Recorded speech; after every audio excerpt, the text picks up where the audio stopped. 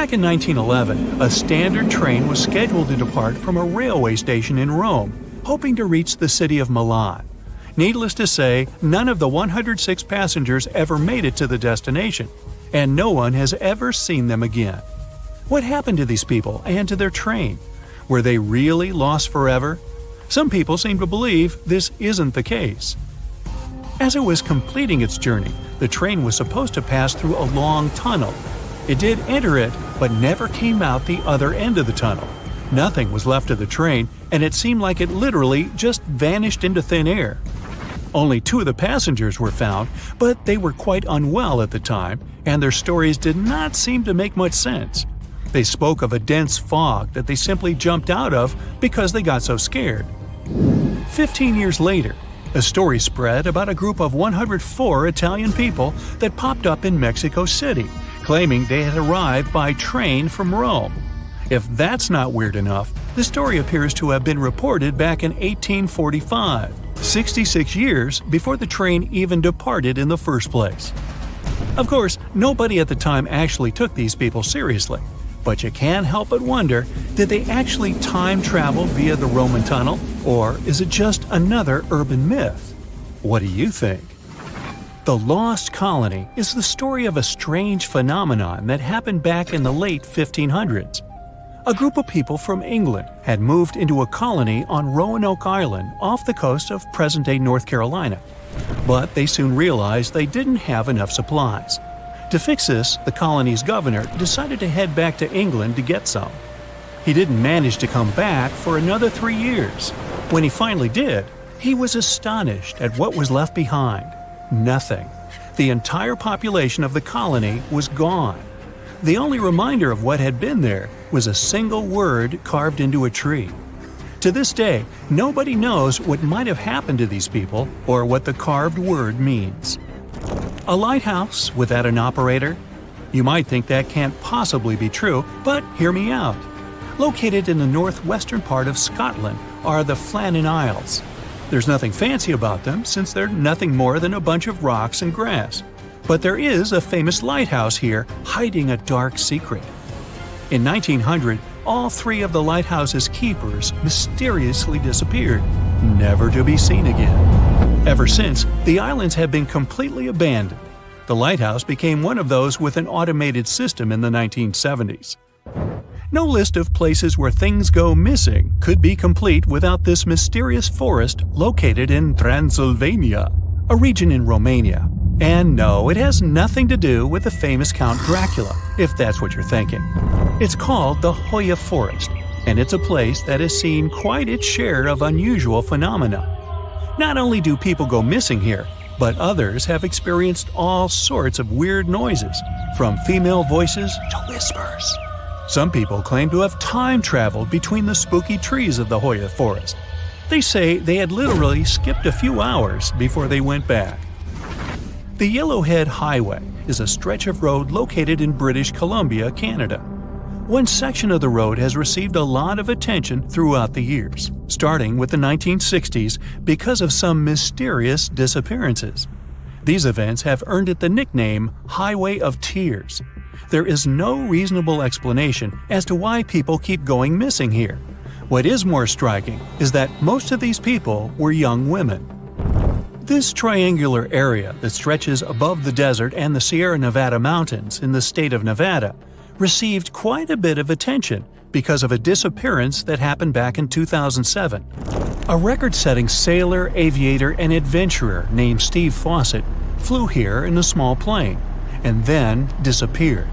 They searched for Fawcett intensively for months, but didn't find any traces of him or the aircraft. 1 year later, the mystery of Fawcett's fate was finally solved when a hiker came across his ID cards, and later a search party found the plane's wreckage. It's one of the most visited natural resorts in the world, but Yosemite National Park carries some dark secrets of its own.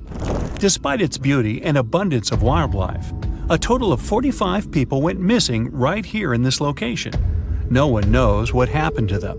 Hey, maybe we should ask the local bears. They might know something. There are even stories of people that disappeared from one region of the park only to pop up in a completely different location.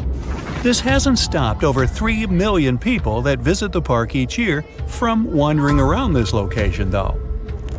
Whenever a ship happens to sink, you'd expect to at least find pieces of it on the bottom of the sea, right?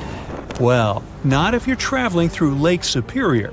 It's located along the border of the United States and Canada, and became famous because of the great number of ships that went missing here. It may have something to do with the stormy winds, of course, but that doesn't explain why some ships simply vanish altogether, without a single piece of them ever to be found, not even at the bottom of the lake. It does gather a lot of tourists each year, though. They come here to scuba dive and see the remains of some of the ships that still lie here. The bottom of this lake even contains what's left of the notorious SS Edmund Fitzgerald. Back when it departed on June 7, 1958, it was the largest ship on North America's Great Lakes and, to this day, remains the largest ship ever to have sunk in the area. Similar to other events, the exact cause of the shipwreck remains a mystery.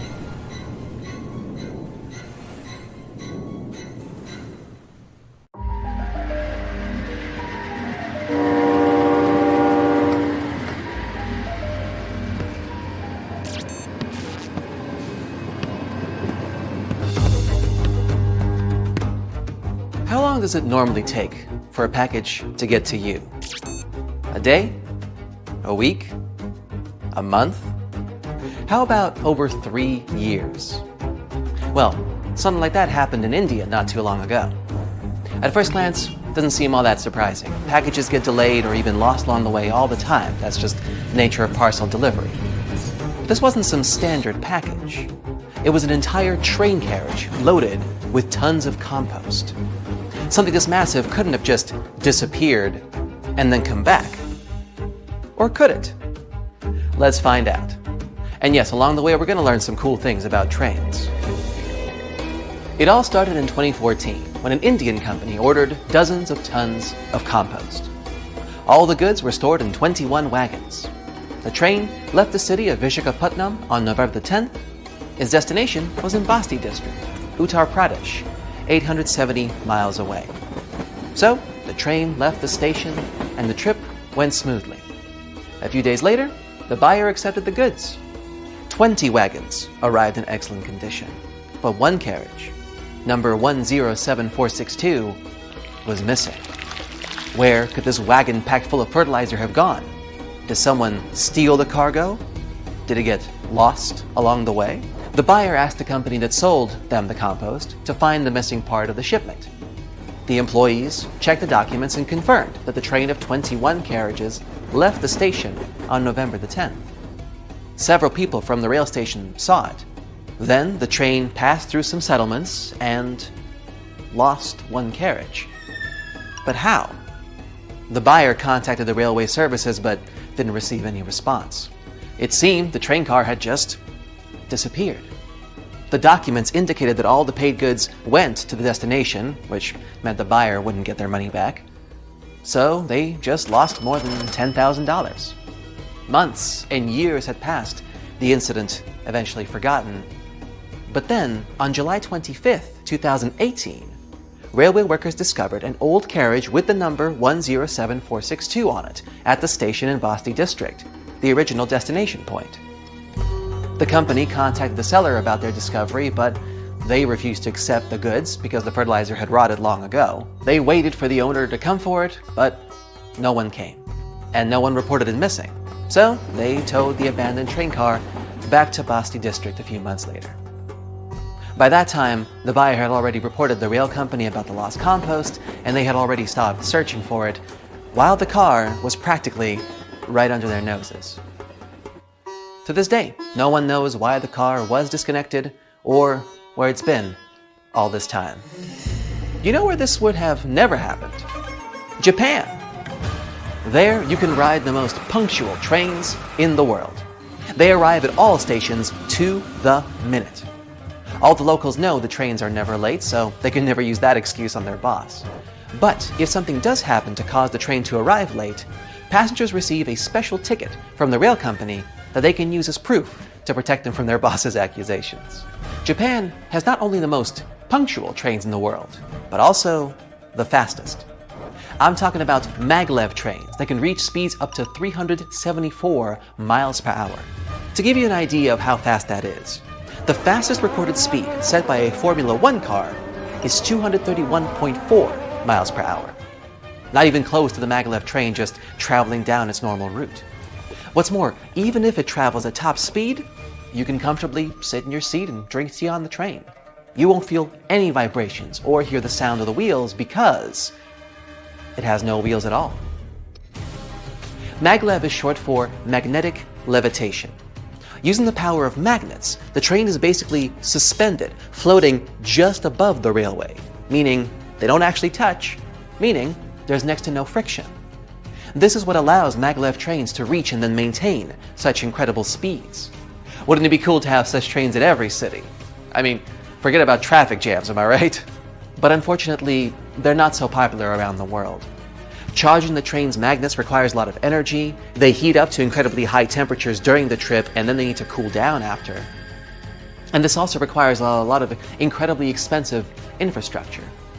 For many countries, such trains would be simply economically unviable. For now. That carriage in India would probably have been standing at the railway station forever if someone hadn't noticed it. But what if it was a whole train with, let's say, 100 cars? I mean, what do people do with old train cars? Usually they would put old trains in landfills, dismantle them for scrap, dispose of them with pressure compacting, or melt them down. But the most popular practice is to load the bare hulls of wagons onto a big ship and then throw them in the ocean. It's not as wasteful as you think. The trains actually provide a great frame for corals and plant life to grow on them. And soon these overgrown train carriages become homes for fish and other ocean inhabitants. This is how the people in New York decided to get rid of their old trains. From 2001 to 2010, they sank more than 2,000 cars this way. And soon, these trains became artificial reefs. They got completely covered by corals and algae, and shells, crabs, sea sponges, mackerels, perches, and sea turtles settled in each car. Underwater photographers and divers filmed those wagons and even saw dolphins swimming through them. It's like an underwater city where the trains are free real estate for the fish. So, people provided modern housing for the fish and saved about $30 million on recycling. I mean, I use the term modern very loosely. They look more like phantom trains. But you know what the coolest thing about phantom trains is? They actually exist. And you know what's even cooler? You can get in and ride one. You can find such trains in England, in small towns like Sneyd. Now, imagine you stepped onto the empty train station there. It looks decrepit and abandoned. There's no parking, no ticket machines, no shops. And now you hear the sounds of a train arriving at the station. It seems normal enough, but when you step inside, you'll probably feel some discomfort since you're the only passenger on this phantom train. You can walk from the first carriage to the last one if you like. No one will stop you. You can actually choose from several similar trains. Yeah, there's a lot of them moving all around England. They're left running through abandoned railways because it actually works out economically for the country. To cancel these phantom train routes, you'd need to go through many bureaucratic procedures and spend taxpayers' money. And there's no need to do all of that if the trains just go and don't bother anyone. Also, they attract many tourists and enthusiasts who love to visit abandoned stations. If you're interested, you should know that it's not so easy to find these routes. You need to carefully study train schedules on the internet, since not even all the railway workers know about them. In some remote places, the trains arrive only once every few days. But what about real phantom trains? There are many stories about trains that have mysteriously disappeared throughout the years. The most popular one is the legend of the Zanetti Train Company. Several wagons disappeared with dozens of passengers in a mountain tunnel in Italy in 1911, and then popped up out of the blue in 1845 in Mexico? But of course, there's no evidence for this story. Someone just wrote it in a newspaper and everyone believed it. The same thing happens with planes and ships that supposedly travel through time. Although it's much more common for sailing vessels to become abandoned and then left to sail aimlessly on the seas for decades. There's much more documented evidence of that. But if you really saw a mysterious train arriving at an old railway through the fog in the middle of the night, would you step inside?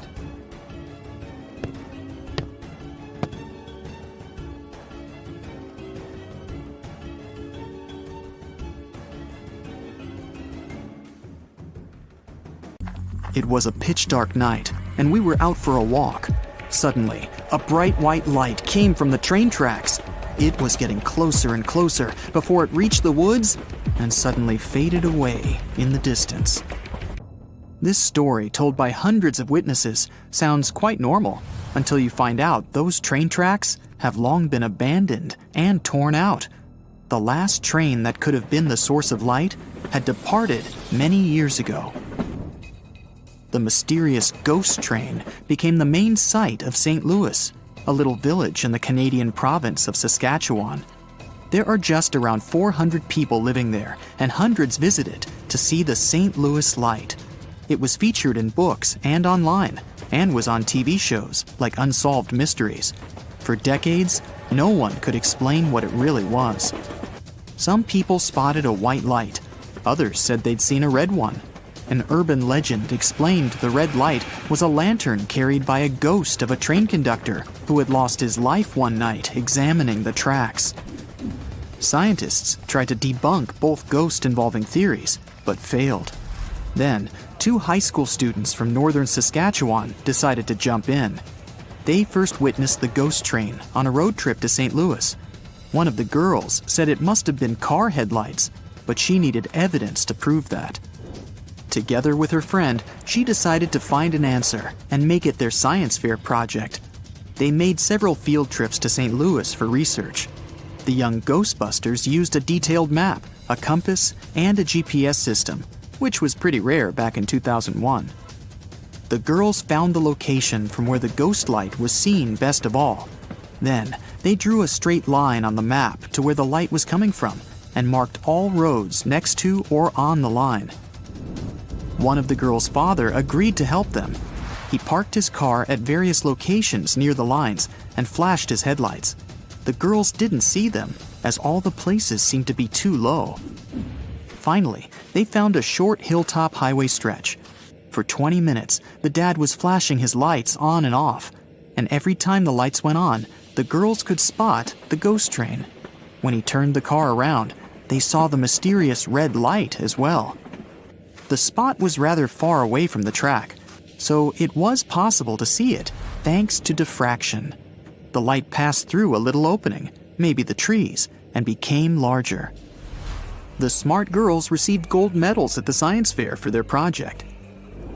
10 years later, a similar story happened in Anson, Texas. Each night, the locals noticed a mysterious light at one spot of the highway.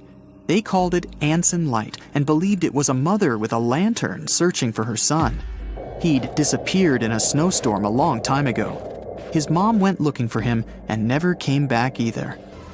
A group of students didn't believe in this beautiful story and decided to find the source of light with their iPhones. They followed Google Maps down the dirt road to a highway that they thought to be the light source. Halfway to the light, it was already clear it was really coming from cars, and not a mother with a lantern. It's easy to be a Ghostbuster outside with your friends, but what if you had a ghost in your own home? This is what happened to a family who moved into an old house in 1921. The house was huge, with gas lights, no electricity, and many passageways. Just a classic movie haunted house. One morning, the lady who went down in records as Mrs. H heard footsteps over her head when she was home alone. She rushed upstairs and found an empty room. She checked every room and also looked one floor up. It was all empty. Then, she started hearing strange noises when she was in bed at night. It sounded like someone was moving furniture and china and sighed in the silence. Whatever was haunting the family was getting braver and braver. It followed them along the halls. It felt like it was about to approach them and come into contact. One of the children of Mrs. H once ran into her room and asked why she was calling him. She said it must have been the wind, but the child was positive it was someone's voice. The plants didn't live long in that house. Finally, the scariest thing happened. Mrs. H woke up one night and clearly saw a man and a woman in her room. She had to stop it all somehow, so she asked her brother-in-law for help. He did his research and suggested it could be a carbon monoxide leak. This colorless, odorless, and tasteless gas had caused similar visions in other people.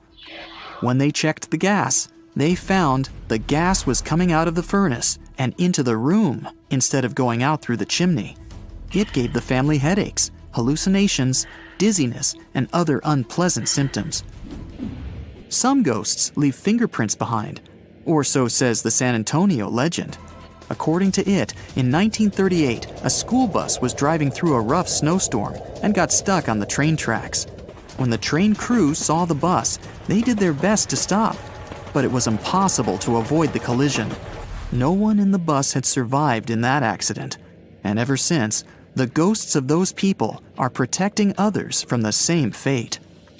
Hundreds of people have visited the spot ever since to play with destiny. They leave the car in neutral on so-called ghost tracks and wait for the ghosts to come and help them out. Some people put baby powder on their cars to have fingerprints as evidence. And they do see the fingerprints once they get out of the car. Turns out there's a logical explanation for this one as well. There's an incline on the tracks, so when the car moves a bit, you can see your own fingerprints in baby powder. And the original story that inspired the legend didn't even happen in San Antonio, but in Salt Lake City, Utah. Something unexplainable was happening on the campus of Coventry University in England. Whoever visited the 14th century cellar ran out of it in fear. They said they'd seen a ghost of a woman. One lecturer at the school, who was also a part-time ghostbuster, decided to debunk the mystery. He was once working at his lab when he felt the presence of someone else. He was brave enough to do research in the cellar and found out the reason for all this madness was what he called the fear frequency. The levels of sound frequency in the cellar were so high that they made people see optical illusions, feel anxiety, and get chills down the spine. A similar effect makes you hear humming of a glass when you're running a damp finger on it. A small village of Kalachi in Kazakhstan has become home to a unique, mysterious sickness nicknamed the Sleep Hollow. Back in 2013, the first villagers got affected by it. They were doing their regular routine, biking, going to work, or chatting with friends, when suddenly they'd fall asleep. It all looked similar: slurred speech, lightheadedness, and then boom! Some of them only woke up after 6 days of loud snoring. And when they did, they didn't remember anything that happened to them and experienced weakness and headaches. The Sleeping Beauty style sickness affected people of all ages, including kids, and even a cat named Marquise. Its owner said the cat started attacking walls, furniture, and the family dog. Then it dozed off and was snoring like a human for hours. More than 150 people got the Sleep Hollow in 3 years. Doctors and sleep disorder experts struggled to find a solution. A lot of people blamed possible radiation from nearby uranium mines.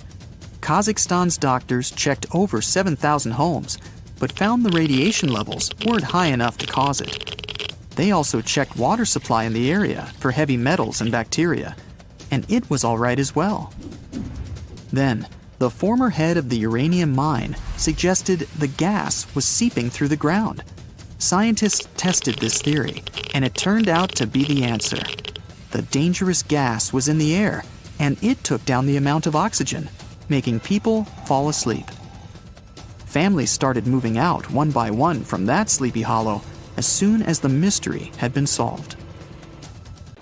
China plans on building a train that will connect mainland China to the United States. The track will start in the northeast region and then make its way through Siberia in eastern Russia. It will then go under the sea through the Bering Strait into Alaska in the US through a 125-mile underwater tunnel. It will then flow across Canada's Yukon Mountains and British Columbia and finally to the United States. And once there, it can connect to every major train station in America. The total distance, around 8,000 miles. This China, Russia, Canada, and US network was conceived in 2014 by a group of Chinese engineers who had a vision of a major transcontinental train track. They claim that if the project is built, then you will need just 2 days for a trip from China to America without having to go to the airport. A train ride is much smoother than a plane and offers people better opportunities to experience traveling near the ground rather than up in the air. And the trip itself can boost tourism across 4 countries. Even though a plane ride from China to the US takes just 14 hours, depending on where you're coming from, anyone will get to experience the joys of looking out of the window and seeing yourself whisk through the land. This new rail system will be 1,800 miles longer than the Trans-Siberian Railroad, which is the longest railroad in the world, and the tunnel itself will be 4 times longer than the English Channel. If the project gets the green light, then it would cost a total of $200 billion. Building on the main surface won't be so much of a hassle and won't be as challenging as one would expect. But the tunnel in the Bering Strait will require many skilled and experienced engineers to construct it. And they have already figured out how they're gonna do it. It will be divided into 3 levels with 2-way traffic. The upper level will accommodate the high-speed trains, while the bottom level will be for the slow-moving cargo and passengers, while the middle level will be reserved for emergencies. The cargo train can move up to 100 million tons of cargo, which makes up 8% of the world's freight cargo between Europe, Russia, China, Japan, South Korea, Canada, and the United States. Passengers wanting to leave from Alaska to Russia and vice versa will only have to take a 20-minute high-speed train ride to their destination. The tunnel alone in the Bering Strait will cost around $35 billion. From start to finish, it could take anywhere between 12 to 15 years to complete. The project will involve many international firms and construction companies to help out with completing it. This could possibly be the most expensive project in history if funded properly. And it has to be strong enough to handle the icy waters in the Bering Strait and the strong waves around it. The China, Russia, Canada, America railway line would be the most expensive and ambitious mega project in history and would take years to complete. But according to some resources, China is confident that they have the technology necessary to do something of this scale. It will change the transportation industry forever and increase tourism across all continents. If this project is going to be built, then it would be technically possible to travel from a train station in Portugal all the way to the United States. Europe has an impressive train network that's all connected to each other. From Eastern Europe to Central Asia, you could take a train from certain countries until you end up in China. For the past 20 years, China's speedy rail network has grown incredibly. It has the world's largest high-speed rail network that covers more than 23,000 miles. Based in Shanghai, it's also the fastest commercially operating train, which reaches speeds up to 270 miles per hour. So once in China, you can get on any train and speed off to wherever you want to. It will be the ultimate traveling experience to only travel by train from continent to continent. There won't be any need to travel by an airplane. So if you have fear of flying, let's say, then this will be the perfect way for you to go by. But building train tunnels underwater isn't easy. The best engineers have to figure out all the risks beforehand. The Channel Tunnel, for example, is an underwater train that takes you from London to Paris in just 2.5 hours at cruising speed. The train is highly equipped with the most advanced technology in the market to ensure comfortable travel. If you have any work to do, then you can just pop open your laptop and connect to the Wi-Fi. Want to take a break? Just head to the cafe for a quick drink and enjoy the lounge feel and the great beverages. And if you feel like watching a movie or catching up on your favorite TV series, then the train offers that too. You won't feel the time pass since you can just relax in luxurious leather seats in business premier class. Train travels at around 186 miles per hour and is considered to be the world's longest underwater tunnel, considering that most of it is submerged. The tunnel itself is 31 miles long and costs $6.3 billion. It began construction in 1988 and was completed 6 years later in 1994. It was considered to be one of the 7 wonders of the modern world, in line with the Empire State Building in New York, or the Panama Canal, or the San Francisco's Golden Gate Bridge.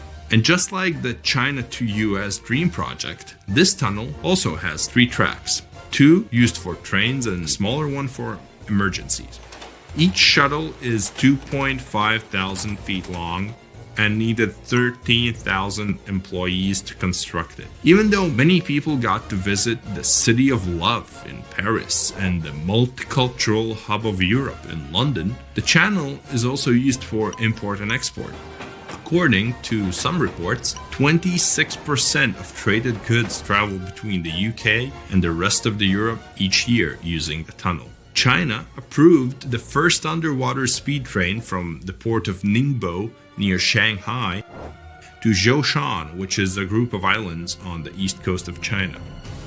The brand new railway will stretch for around 50 miles, with a decent part of it built underwater. What makes it cooler is that the train will rely on a magnetic track where the train cabins will float in the air on the tracks and speed away. If this project becomes a reality, then it will most likely feel like riding in a royal carriage. You can book cabins and rooms with multiple bedrooms and accommodations. You'd be treated like a guest of honor at any ceremony. Constant entertainment and food are yours all day long. Ticket prices may vary, but still be expensive, so not everyone could afford it. There's high-speed Wi-Fi, of course, in all areas, with some of the best seats in the world. It will be possible to live in Europe and work in Asia without flying. Even living in Russia and working in Alaska can be a reality. And if you were in the US, you can also remain on the ground and still get to London via the network. And once you reach Europe, you'd have to take the train to Paris and then the channel to London.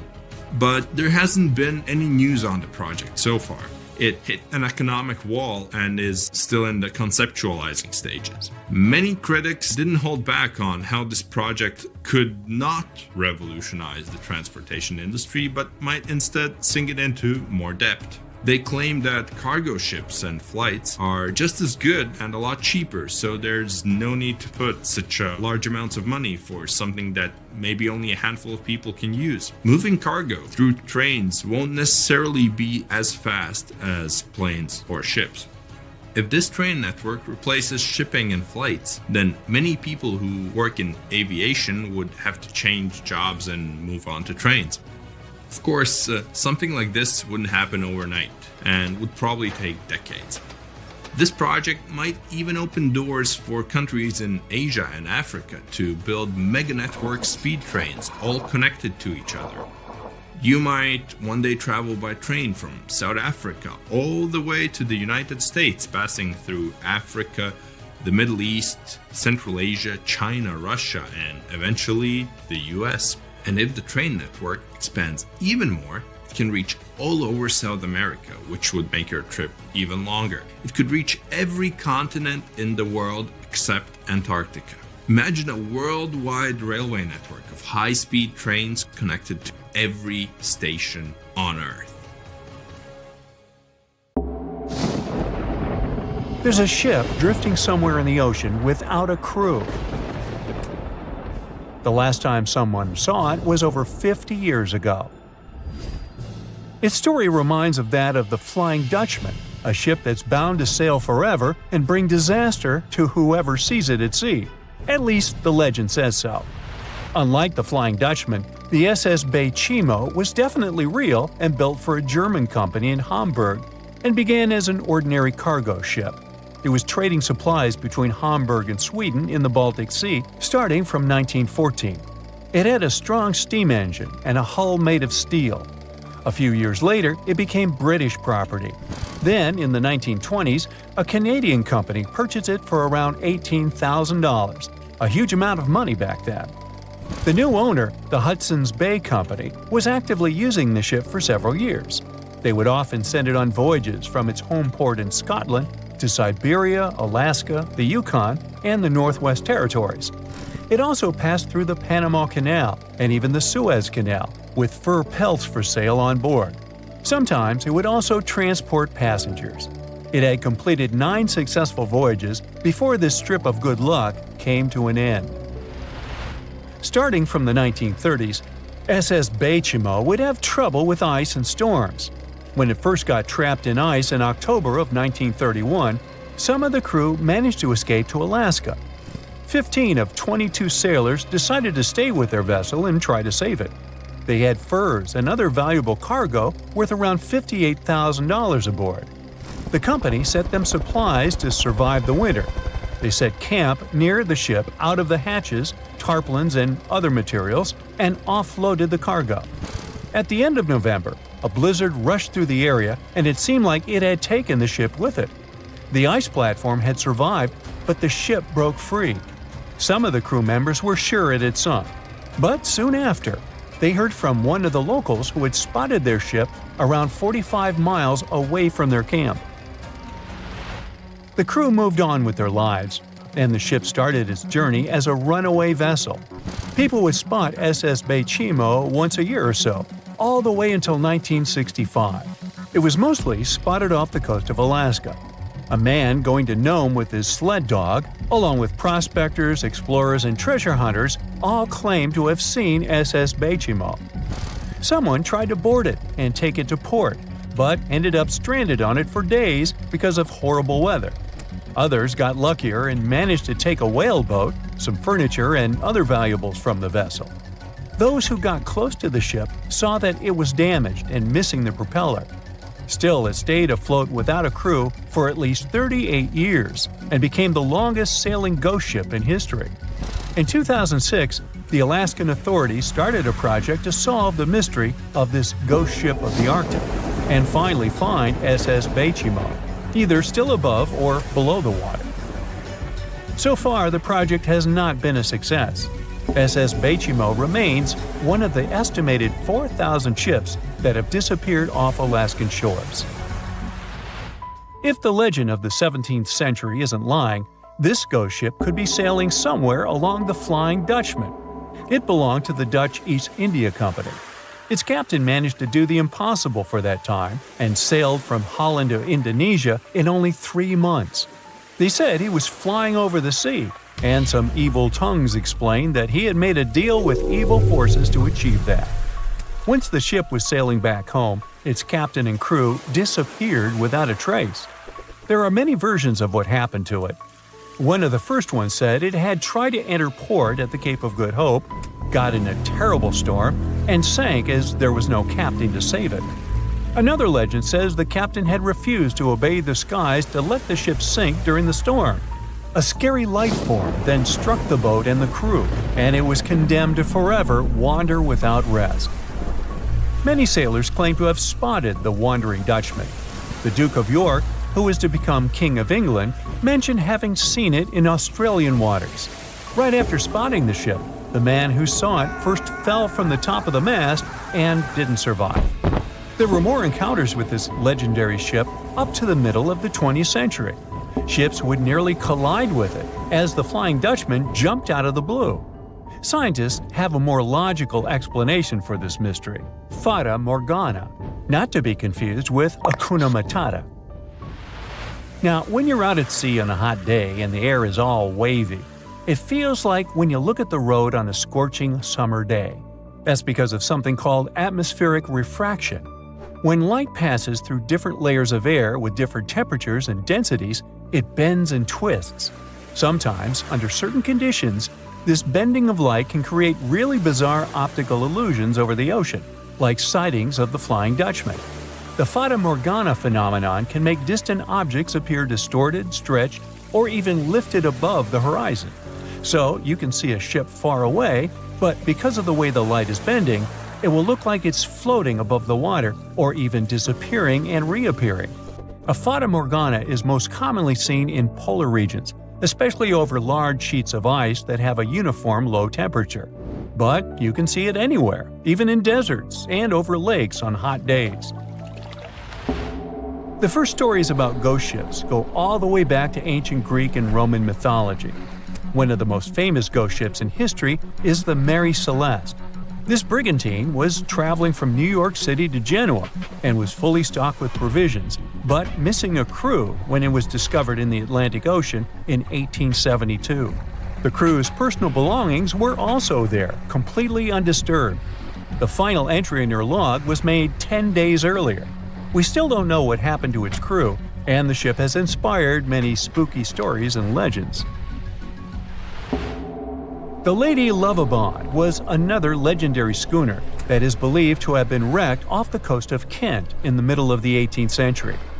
The story tells that the ship's captain, Simon Reed, had just got married and took his bride on board for a celebratory cruise, despite the superstition that it could bring bad luck.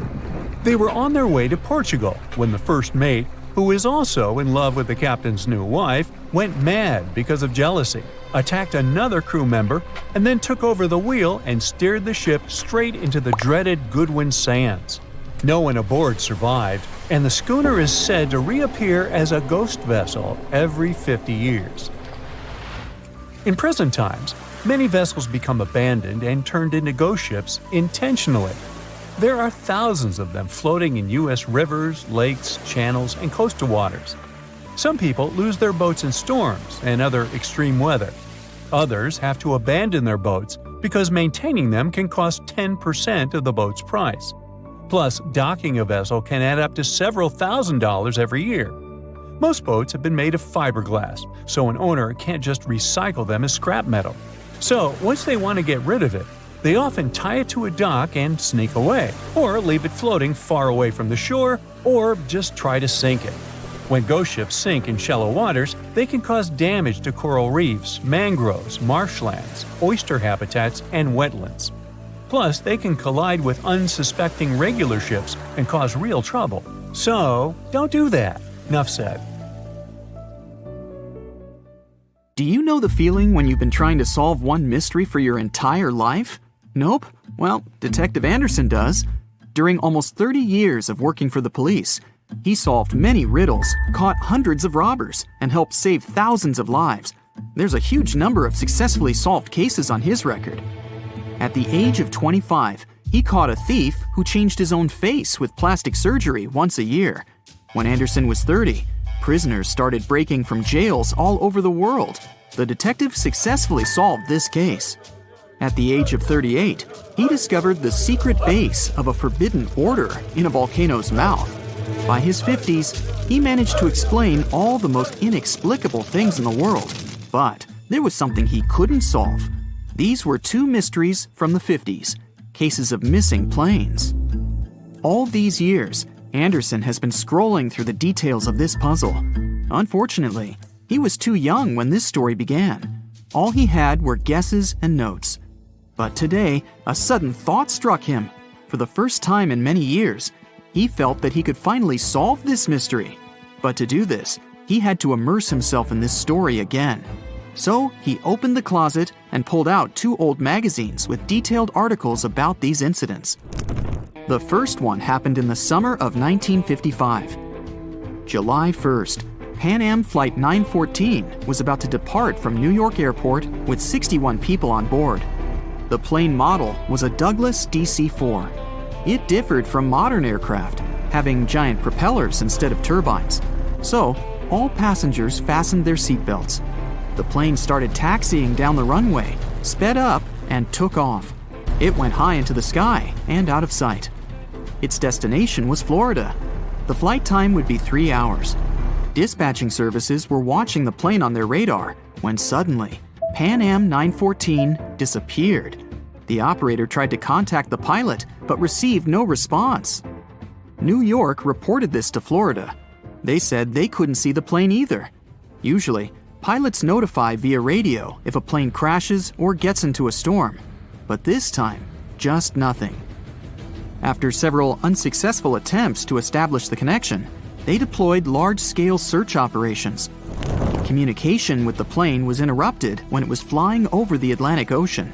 Therefore, the air company had to admit the aircraft crashed into the water. But this version had no proof. When planes fall that way, rescuers find floating debris.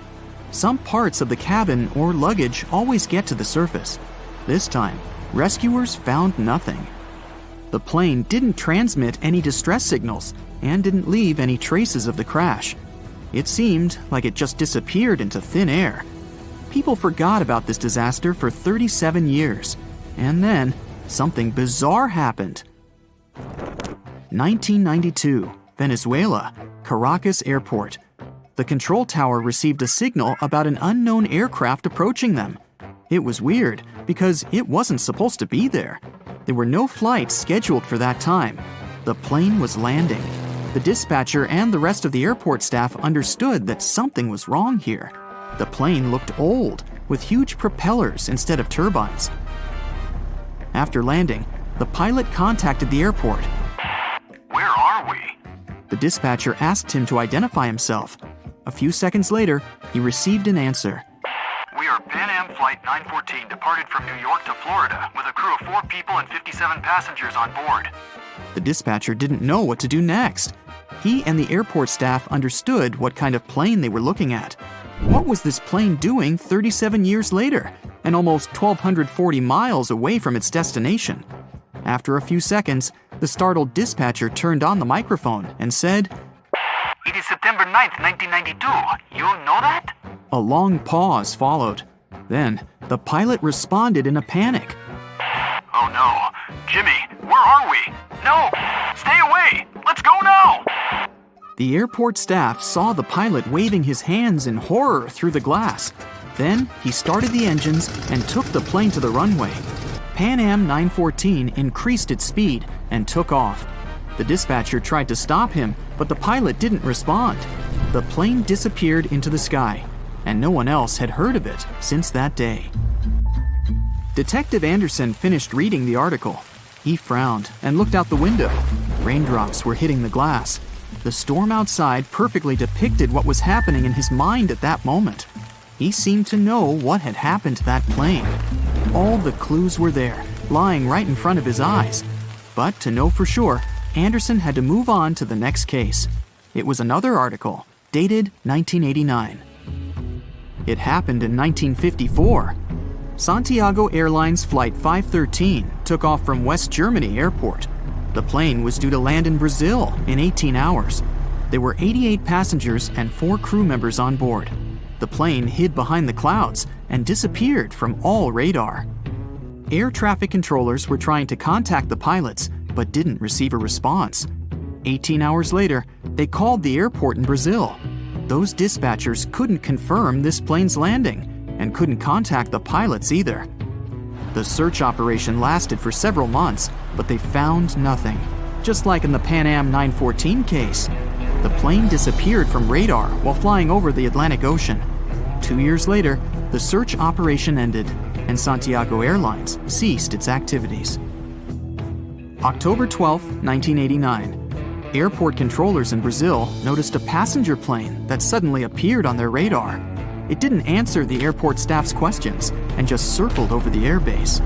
After a few minutes, the plane landed and nothing. No one opened the ramp. Passengers didn't get out. Pilots didn't respond. The aircraft was in perfect condition. One of the dispatchers realized that this was the missing Santiago Airlines Flight 513 that had been considered lost for 35 years. Airport staff approached the plane and opened the doors. What they saw there terrified them. The police, customs staff, doctors, detectives, and other airport staff members gathered around the plane. No one knew what to do next. There was no living person on board who could tell the truth. The plane disappeared in 1954 and appeared 35 years later in perfect condition without any damage. So far, no one has figured out what happened. Detective Anderson noticed the stories were very similar. Pan Am 914 disappeared in 1955. Santiago Airlines 513 vanished in 1954. The difference was almost a year. Anderson scratched his head and noticed another little detail. Both planes went missing from the radar the moment they were flying over the Atlantic Ocean. There are many myths about phantom ships and mysterious phenomena connected with the Bermuda Triangle. Detective Anderson knew these tales, but these two missing planes puzzled him. He looked at two articles and understood everything. Exactly! The solution was there, right in front of his eyes. Both stories were written in the same newspaper. There was no real dispatcher who communicated with the planes. Nothing was known about the passengers. No newspapers except this one published news about these missing aircraft. It seemed they just took the same story and changed the dates, locations, and names of flights. Yes, the case was solved. It was all fake. The rain stopped. Detective Anderson looked out the window and heard the sound of a passing train. He remembered another weird and fake story, a story about a phantom train. It took place in Italy in 1911. 100 passengers boarded the train of the Zanetti Railway Company. It went through the picturesque mountainous area, got into a mountain tunnel, and disappeared. No one else had seen the train since then. All the passengers were lost, but not for long. They appeared in the past. There were records dated 1845. One unknown doctor from Mexico City wrote about 100 Italians who appeared in the city from nowhere. They were all dressed strangely and talked about one mysterious train. This was a completely made-up story. There was no proof or records about this train and the people who got into the past. A loud sound interrupted his thoughts. Detective Anderson picked up the phone. He was silently listening to the person on the other end of the line. A minute later, he answered, "Yes." The detective put the phone down. It was a new mystery for him. In the Sahara Desert, the locals noticed a huge ship lost in the South Pacific 27 years ago. There was no crew on board, no cargo, and no flags. No one knew how it appeared among the sand, but wet mud formed around it because of moisture. It seemed like the ship had just teleported there from the water. Perfect! No fakes this time. Detective Anderson put on his hat and left the office. But this story is for another video. No matter what happens, don't stop! We almost got it! Two treasure seekers are digging frozen ground in a cornfield at night. It's raining hard, lightning is flashing, but these two guys keep working. And now the shovel hits something solid. No way! A treasure chest! They start digging faster and find a piece of a ship's engine. What the? Far from the seas and lakes, somewhere under the fields of Kansas City, they found a giant sunken ship.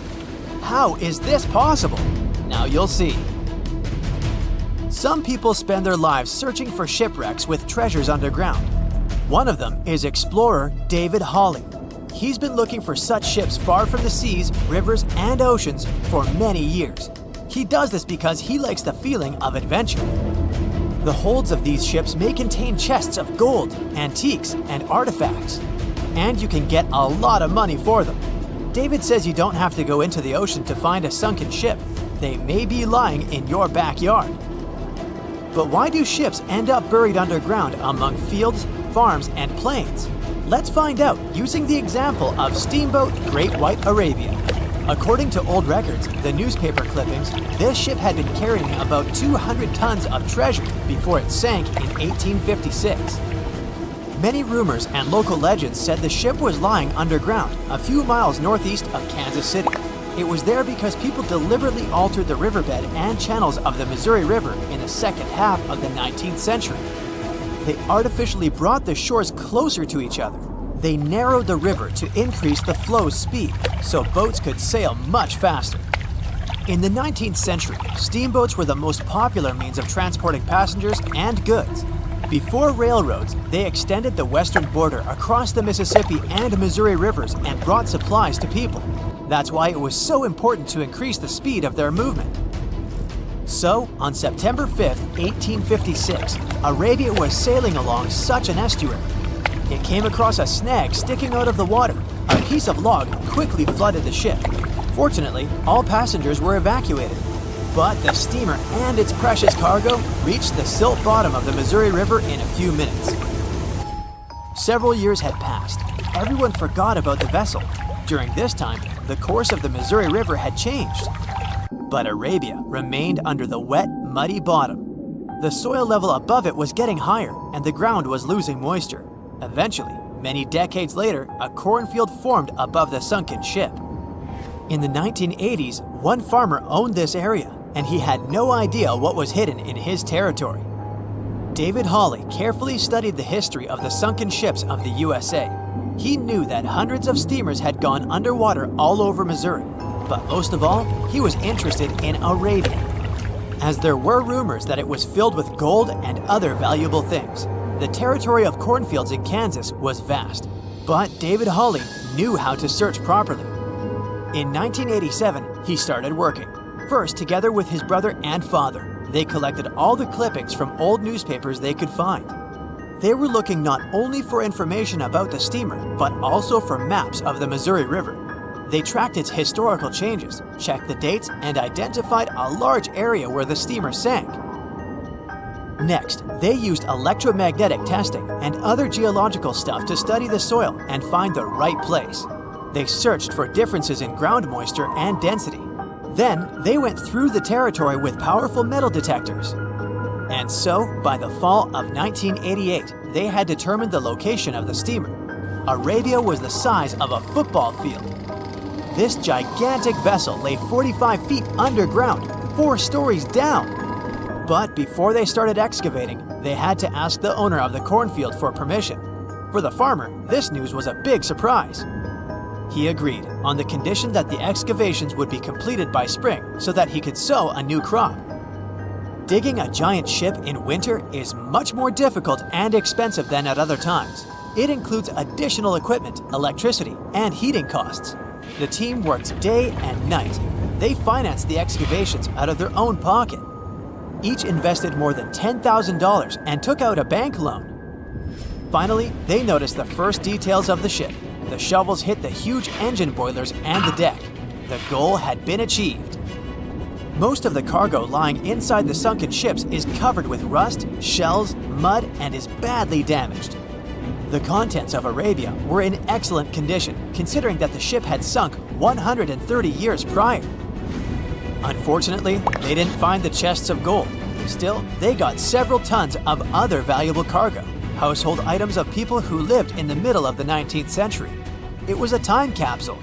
The ship was carrying supplies for hundreds and thousands of people, and all these things were perfectly preserved.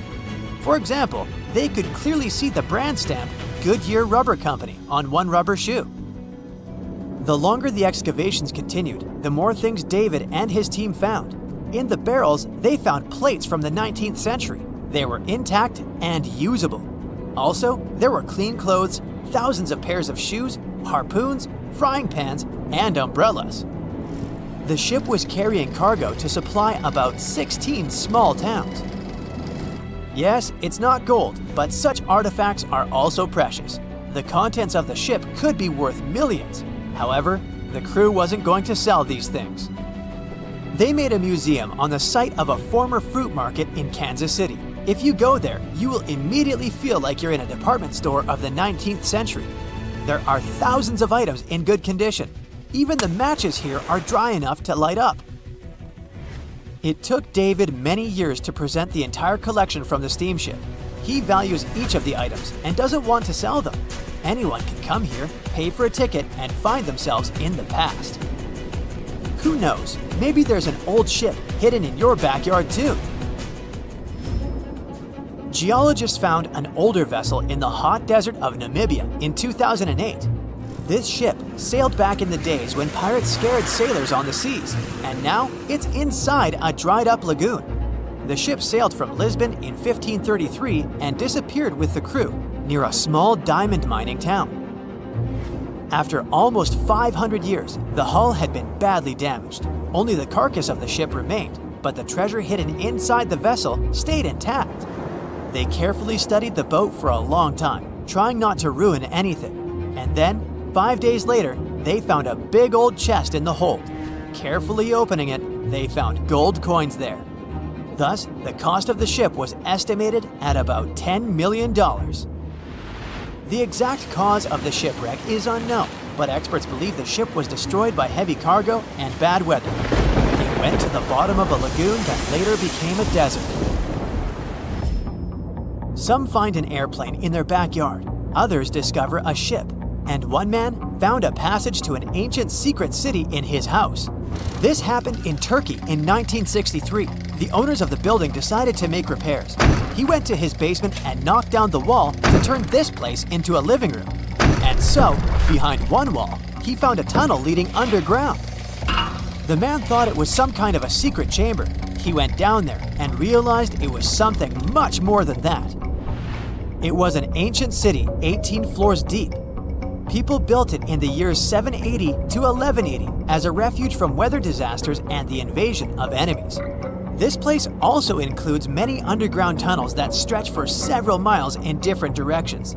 People could get to the town from different points using secret passages leading to these roads. The city can accommodate about 20,000 residents, livestock, and tons of food supplies. Archaeologists have also found a chapel, schools, stables, and public kitchens there. The moon shines brightly and illuminates the black water of the ocean. Thick fog descends on it in ominous silence. Then, it's suddenly broken by the creaking of wooden boards, followed by a rippling of the waves. Through the fog, you see the outline of an old, large ship. Its hull is rusty, and a strange cold is coming from it. But the most unsettling thing is that there's no one on the deck. The ship sails without a crew. No, this isn't a mythical Flying Dutchman, but a very real ghost ship.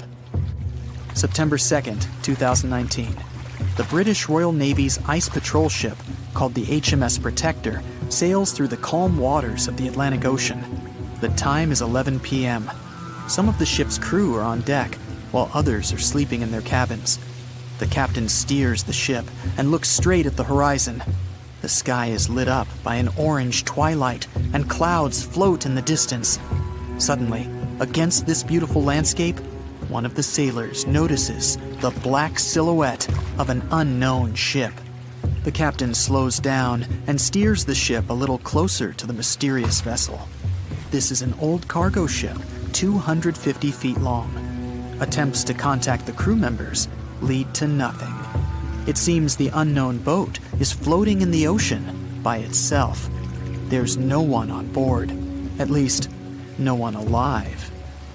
The deck of the ship creaks from rocking on the waves. The sun sinks below the horizon, and it gets dark. The ship looks terrifying. British sailors don't dare to climb on that strange deck. They take a photo, post it on the internet, and sail away. Many people on the internet will assume the sailors met a real ghost ship. 5 months later, we're in the village of Ballycotton in County Cork, Ireland. A local leaves the house early in the morning to go for a daily run. Music in his headphones, fresh cool air, and a scenic route are ideal conditions for a good workout. The jogger runs along the road on the coast of the Celtic Sea. There was a strong storm last night, and now the sea looks calm. The man runs along the top of a low cliff and notices a huge vessel. An old rusty cargo ship 250 feet long lies on the beach, right among the rocks. No people on board. It seems the ship has been here for ages, but the local is sure this vessel wasn't here yesterday. A little later, it turns out this is the same ship that the sailors from the HMS Protector saw 5 months ago, thousands of miles from this place. The cargo ship, called the Alta, was built in 1976. Nobody knows who used it all this time and for what purposes.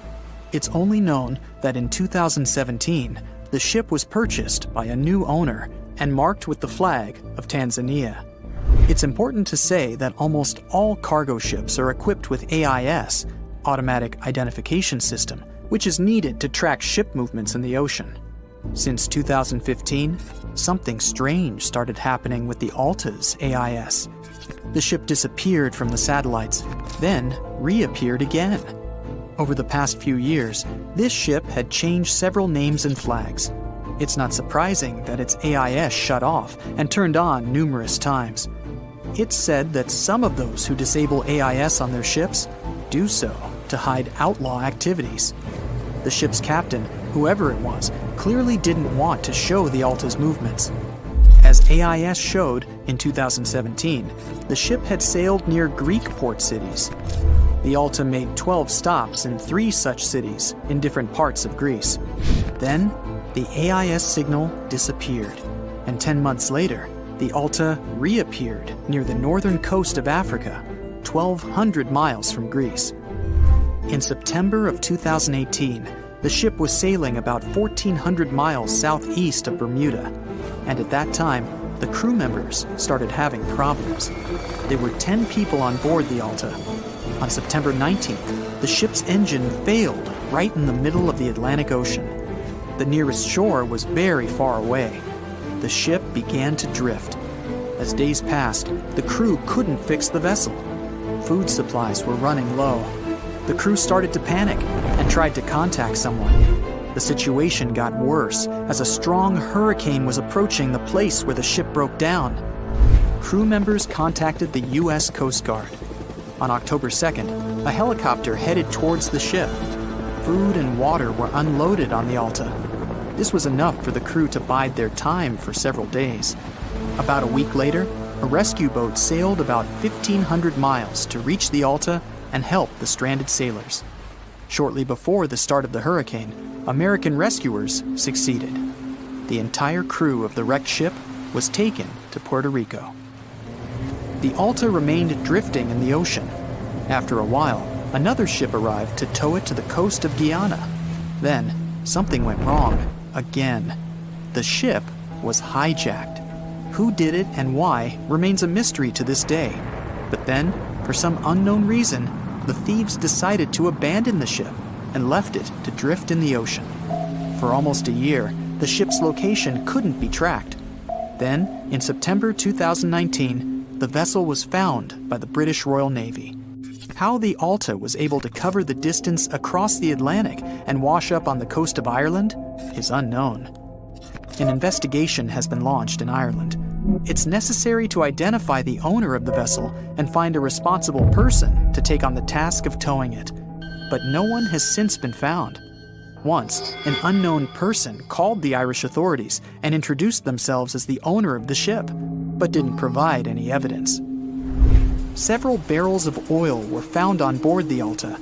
To dismantle the ship, the Irish authorities will need to spend about 10 million euros. Local residents are annoyed by the wreck too.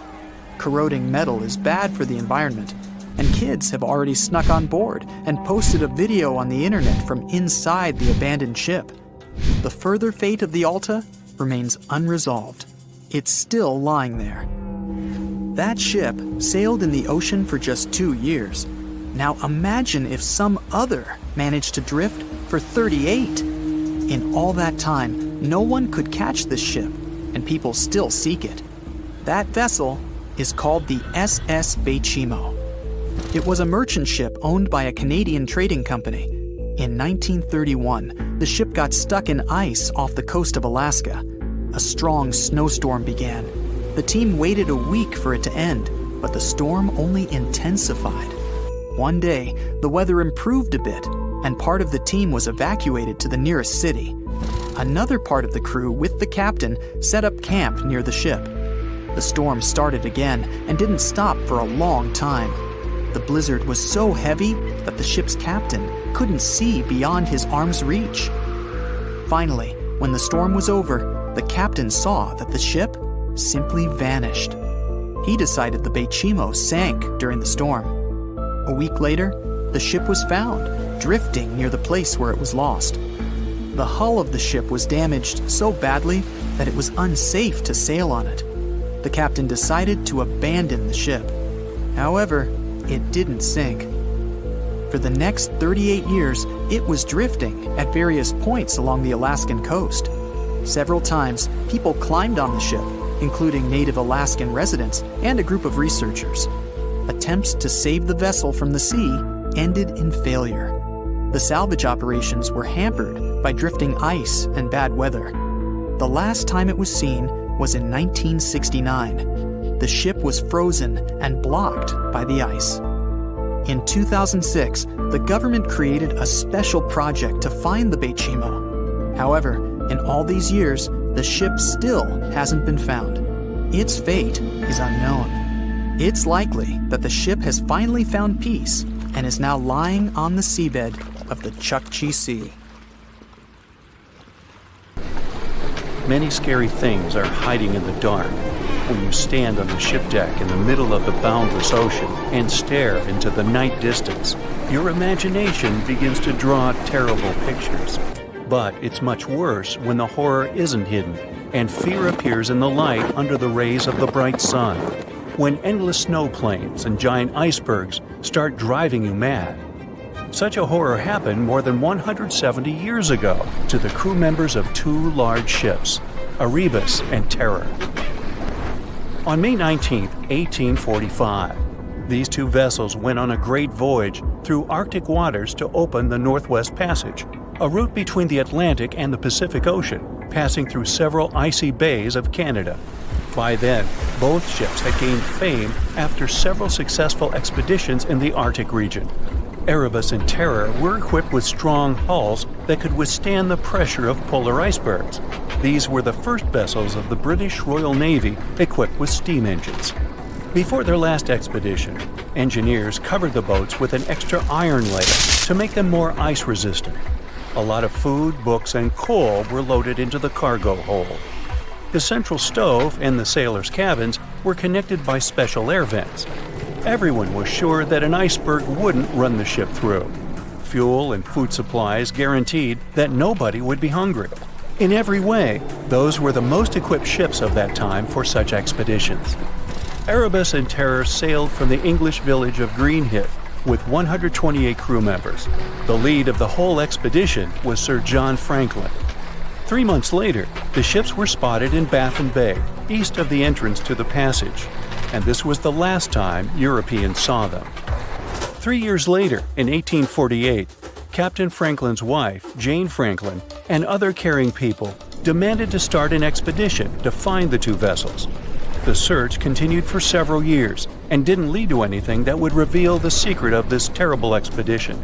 They didn't find the ships, but found strange clues that caused more questions than answers. So the first strange thing was the 3 graves found on Beechey Island, located in the Canadian Arctic archipelago. The crew set up a winter camp on the island shore, and for some reason, 3 out of 129 people passed away.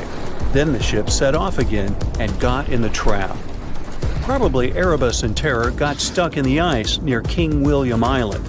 In the middle of a snowy plain, surrounded by cold winds and ice, the crew began to experience serious problems. According to one theory, canned food contained a lot of lead. The sailors could get poisoned by that. And another view says that they got severely sick. Apparently, when the food supplies ran out, the crews went on foot to look for help, but got lost among the snowy plains. Another strange thing was a note on the shore of King William Island in the pocket of one of the crew members.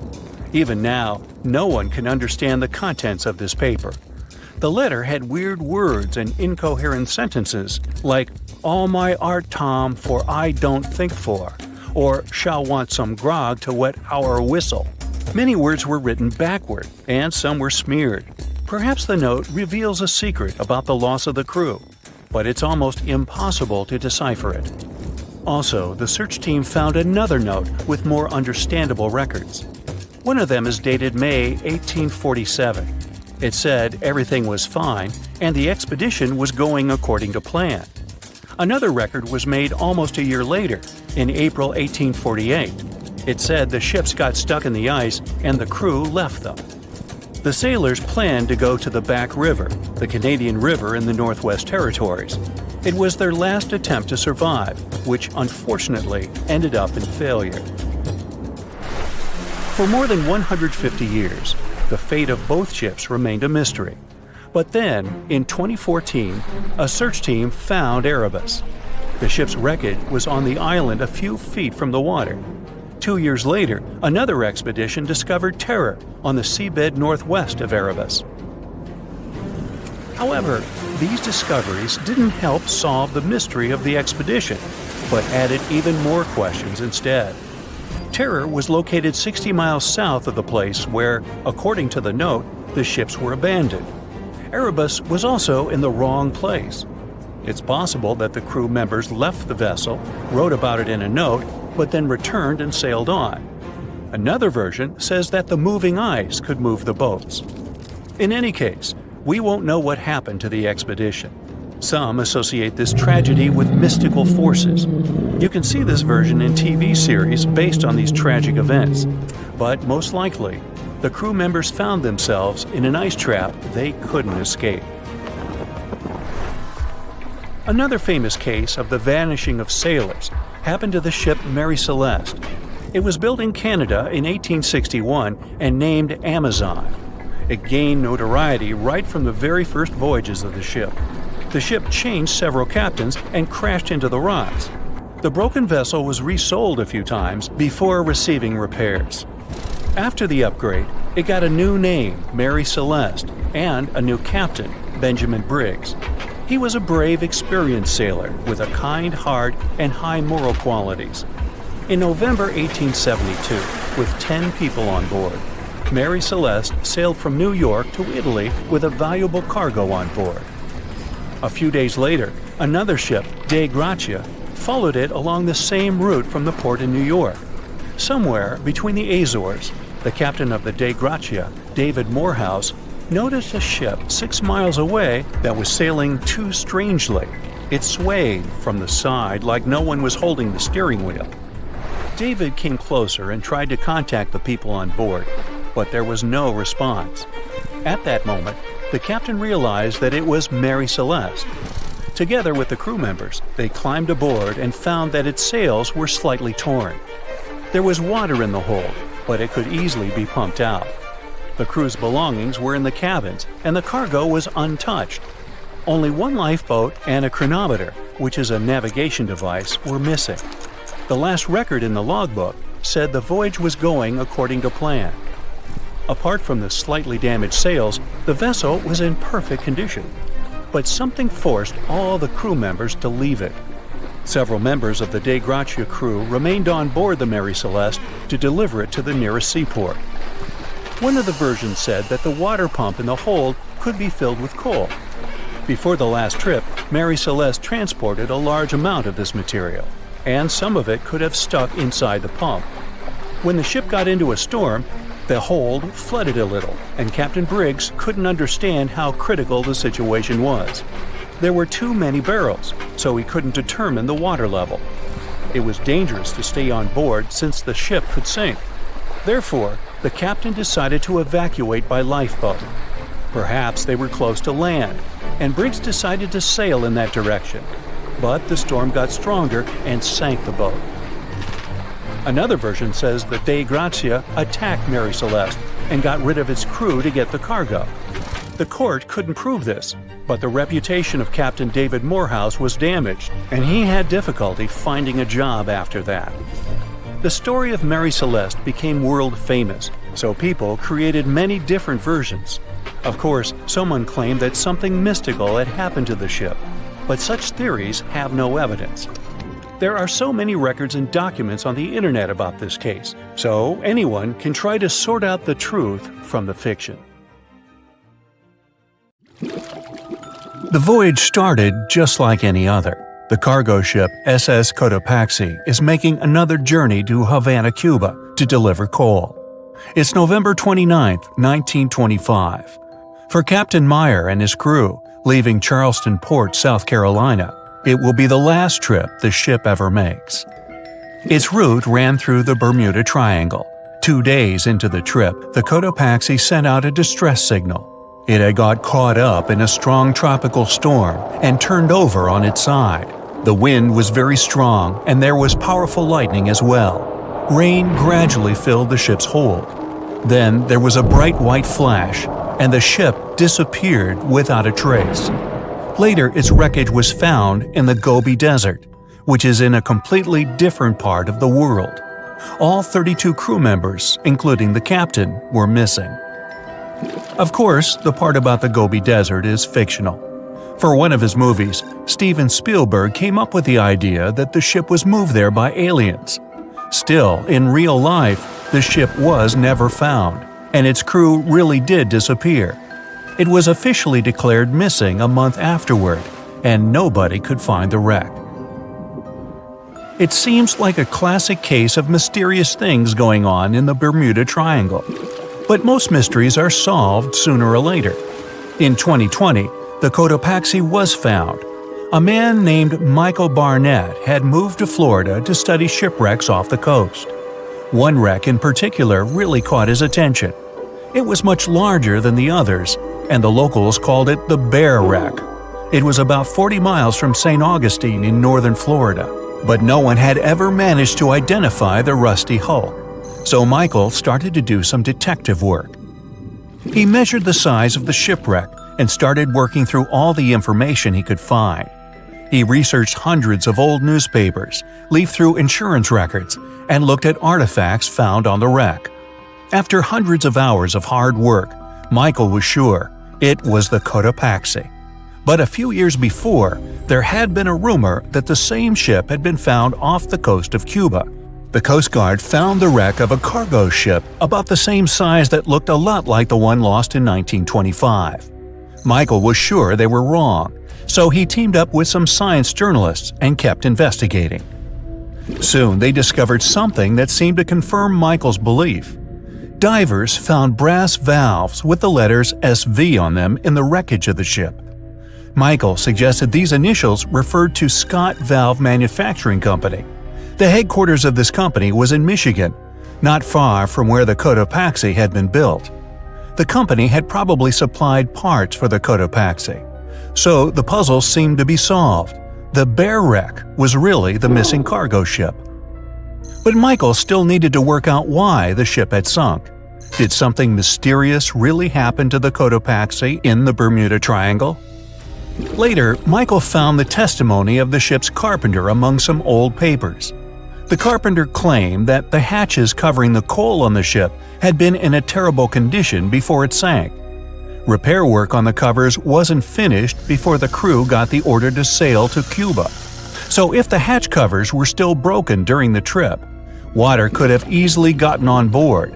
This water probably flooded the hold during the tropical storm. This was the real reason why the Cotopaxi went down. There was really nothing mysterious about it. It was just a mistake made by ordinary people. But this is just one example out of dozens, or even hundreds, where ships and planes have gone missing in the Bermuda Triangle. We still can't explain some of these incidents. It seems like there really is something weird going on there. One of these strange events happened in 1948. A passenger jet was headed for Miami from San Juan, Puerto Rico. It disappeared in the same area as the Cotopaxi. The 32 people on board vanished without a trace.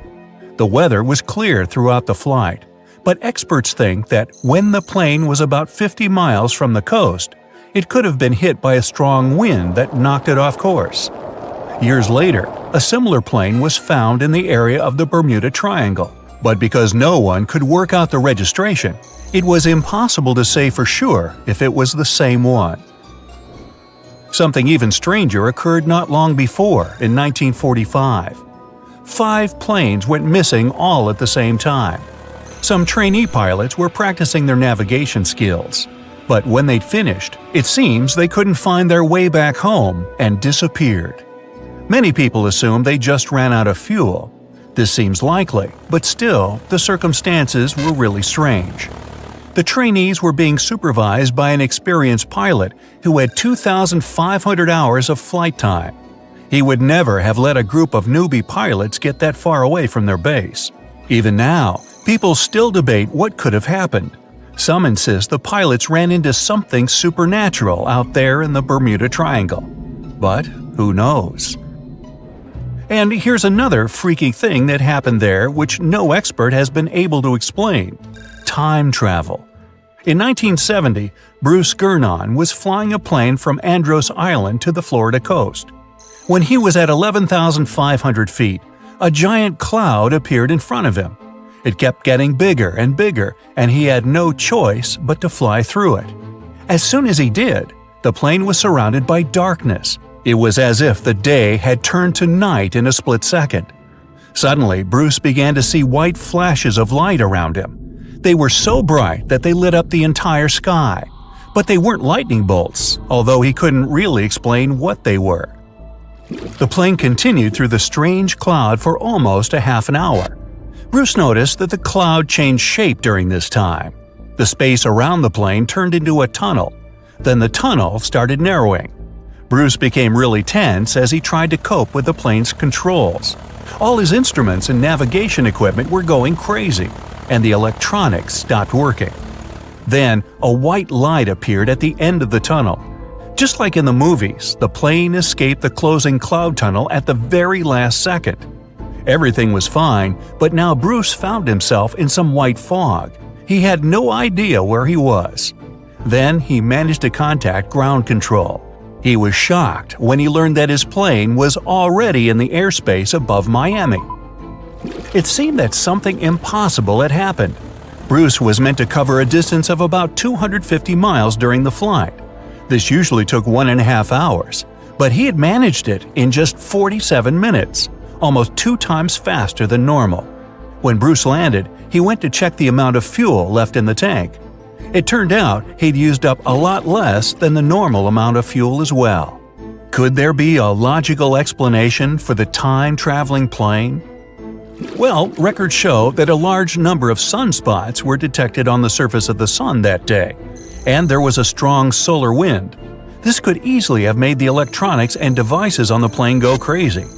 But what about the mysterious cloud? The Florida coast is a place where 2 large air currents meet. One has a high pressure and the other is a low pressure one. This causes a lot of storm clouds in the area. But people still debate how Bruce was able to cover the distance so quickly. Some people say that some kind of mysterious dark energy was involved. Others say it was a gravitational anomaly that curves space and time. Others think that Bruce is just a fraud. We still don't know the truth. So, is there really something supernatural about the Bermuda Triangle? Or is it all just coincidences and made-up stories? The truth is that no more planes and ships disappear in the Bermuda Triangle than anywhere else in the world. Thick fog is rising over the ocean as the sun is slowly sinking towards the horizon. It's hard to see further away than a few dozen feet, but that's enough to notice a hulking, skeletal shape in the distance. As your ship approaches the figure, your heart beats faster, and then you make out the details of another vessel, abandoned by the looks of it. Ghost ships do exist, and their mysteries aren't always solved. Take MV Hoita, for example. It was a wooden vessel built in 1931 as a luxury yacht. It had served well to various people over 20 years before it was bought by a Samoan sailor and became a merchant ship. In 1955, though, Hoita's service came to an abrupt and mysterious end. On October 3rd, it set sail for another trading voyage that should have taken no more than 48 hours. Delays happen in the sea, so when Hoita didn't arrive on October 5th as scheduled, there was little worry yet. But then it failed to come on the following day too. There was no distress signal or any other sign of Hoita's presence anywhere between its departure and arrival points.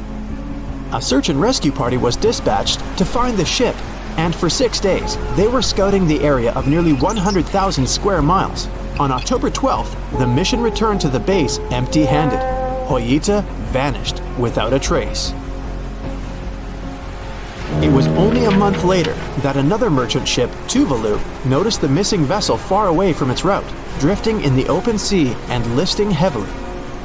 The sailors boarded the ship and found that all of its crew and passengers, 25 people total, were missing, along with all the cargo the vessel had been carrying. The radio was tuned to the International Distress Channel, meaning that the crew had been trying to ask for help, but they couldn't reach anyone because the radio cable had been damaged, limiting the range to 2 miles. The lifeboats were missing as well, indicating that people on board must have left the ship. Unfortunately, they seem to have taken the logbook with them, leaving the rescue team clueless as to what had happened. Even today, the mystery of MV Hoita hasn't been solved yet. No one knows where the crew and passengers had gone and what had caused them to leave. SV Carol A. Deering wasn't a ghost ship in the usual sense of the word. There were no sightings of it in the open sea. Instead, it was found on the shore, but the circumstances of it running aground are a puzzle shrouded in mystery. Carol A. Deering was built in 1919 in Maine, and it was a large vessel made for commercial voyages. Unfortunately, despite its large cost of construction, it had only served for a year before its last trip. July 19, 1920. The ship was traveling from Puerto Rico to Rio de Janeiro via Newport News to deliver a cargo of coal.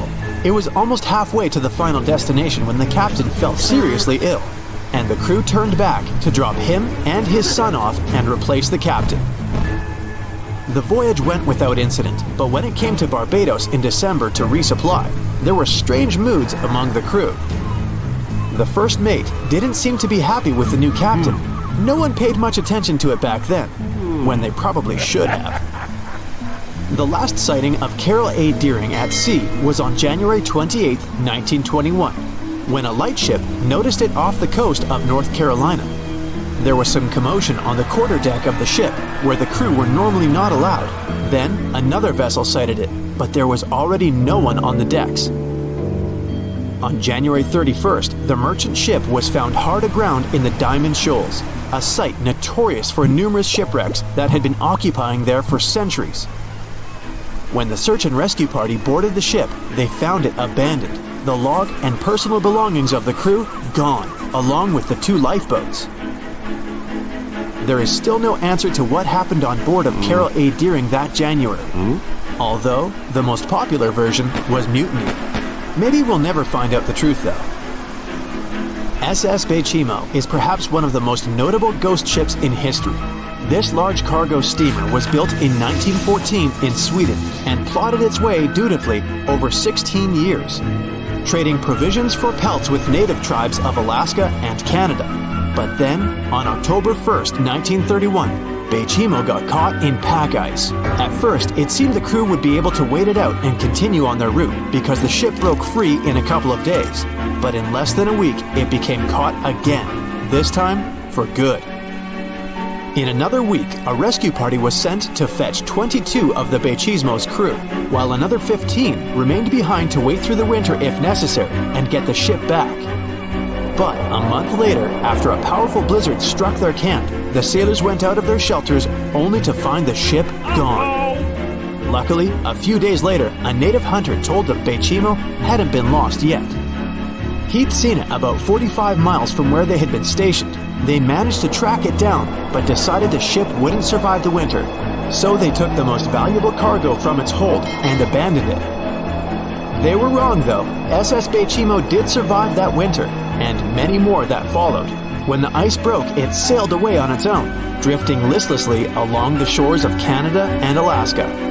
There were numerous sightings of the ghost ship, sometimes adrift in the open sea, and at other times stuck in the pack ice again. People attempted to board and salvage it, but weather conditions or lack of equipment always prevented them. SS Bechimo was last sighted by native Alaskans in 1969, 38 years after its abandonment. What became of it later remains unknown. The story of SS Orang Medan is one of the most puzzling and harrowing ghost ship stories of the 20th century. No one even knows for sure if the ship even existed in the first place. It wasn't recorded in Lloyd's Shipping, the International Register of Ships, which makes it either a tall tale or a vessel that avoided being officially recognized for some shady reasons. In any case, the accounts as to what happened to the Medan vary. According to most reports, it was carrying some unknown cargo in the Indonesian waters when a distress call was received by another ship in the vicinity. The officer on duty heard an SOS message, but its contents are different depending on the accounts. The message did not repeat, and the crew of Medan didn't answer to any attempts to contact it back. The ship that received the distress call hurried to the rescue, but they only reached the vessel the following day, when it was already drifting and slightly listing. When the rescuers boarded the ship, they found that none of the crew had survived. However, one lifeboat was missing, which implied that there was at least one crew member who managed to escape. What happened to the rest of the people on board remains a mystery to this day. Still, there are no hard facts about this story, so we might never find out whether SS Orang Medan was actually a ship and not a thing of fiction. SV Sabrina was a 3-mast sailing barge built in 1873 for river trade ships in South America. She served for well over 4 decades, proving to be a sturdy and reliable ship. It was later transferred to Europe, where it continued serving its purpose well. But then, in October 1917, Sabrina set sail on a regular voyage only to be found ashore several days later. Mysteriously, although the ship was perfectly intact, the entire crew of 5 and the captain were gone. There is no direct evidence or hard facts as to what really happened that day. The most convincing theory is that the crew were washed away from the deck because of an underwater explosion. And then the ship sailed ahead without them, but the truth, as always, remains unknown. Strange things occur in the cold waters of Antarctica. One of these things happened to a ship called Jenny. It was a small schooner whose history began in 1822. The boat and its crew set sail and disappeared a year later. For 18 years, the ship was considered sunk. People forgot about it, but in 1840, the vessel reminded the world of itself. That year, the whaling ship Hope sailed through the Drake Channel in Antarctica. The crew members noticed a ship among icebergs. It was the schooner Jenny. It was floating slowly in the dark, with no signs of life. The captain of the Hope, Mr. Brighton, gave the order to approach the mysterious vessel. They thought it was some creepy ghost ship, but as they came closer, they noticed crew members on the deck. The sailors of the Hope called out to them, but received no answer. This time, it became clear that something terrible had happened to the Jenny. When Brighton boarded, he realized that the Jenny crew members weren't missing. They were here. Frozen people stood like statues. Brighton went down to the lower deck and found the captain. He was sitting frozen at the table, holding a pen. Brighton looked at the logbook. The last record was made on May 4th, 1823. The captain wrote that he was the only living member of the crew. They spent 71 days without food. It seemed that the ship got lost in the sea because its captain went off course or sailed into an iceberg, but no one knew for sure. After that, nobody ever saw the Jenny again.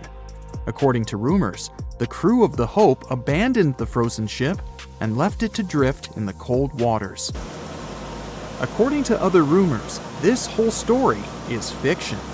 The story of the Jenny was described in a German magazine in the middle of the 19th century. Still, there was no further evidence of the ship's existence. Already in our time, Cambridge University decided to explore the case of the Jenny. The researchers discovered that one of the crew members of the Hope, who didn't disclose his name, told someone the legend of the frozen ship. Someone shared the story with another guy, and it was published in a German magazine called Globus. And that's all. There was no other evidence. One of the most famous ghost ships was the Mary Celeste, and there's no doubt about its existence. The history of this vessel was documented in court. People wrote about it in newspapers. But the most exciting thing is that the ship continued to be used even after 10 people disappeared from its deck.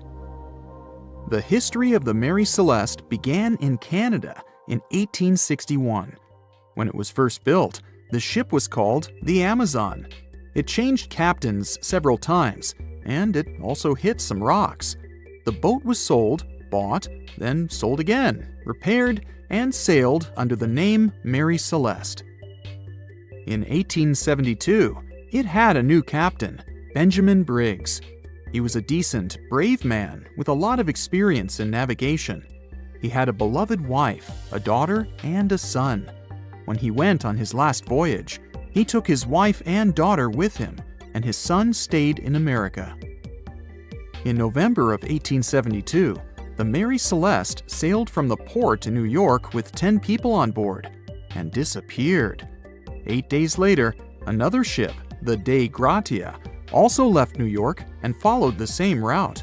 Dei Gratia's captain, David Morehouse, noticed the Mary Celeste and immediately realized something was wrong. The ship was moving too freely, as if no one was controlling it. The captain tried to contact the crew members, but no one answered him. Then, together with other sailors, he climbed aboard the Mary Celeste. The ship was in good condition. There was no damage. The hold was slightly filled with water, but it could be easily pumped out. Everything seemed fine, but one lifeboat was missing. The crew members' valuables were in their cabins. The cargo was in the hold. The supplies of water and food were untouched. Judging by the records in the logbook, the ship was caught in a storm, but it was not too strong.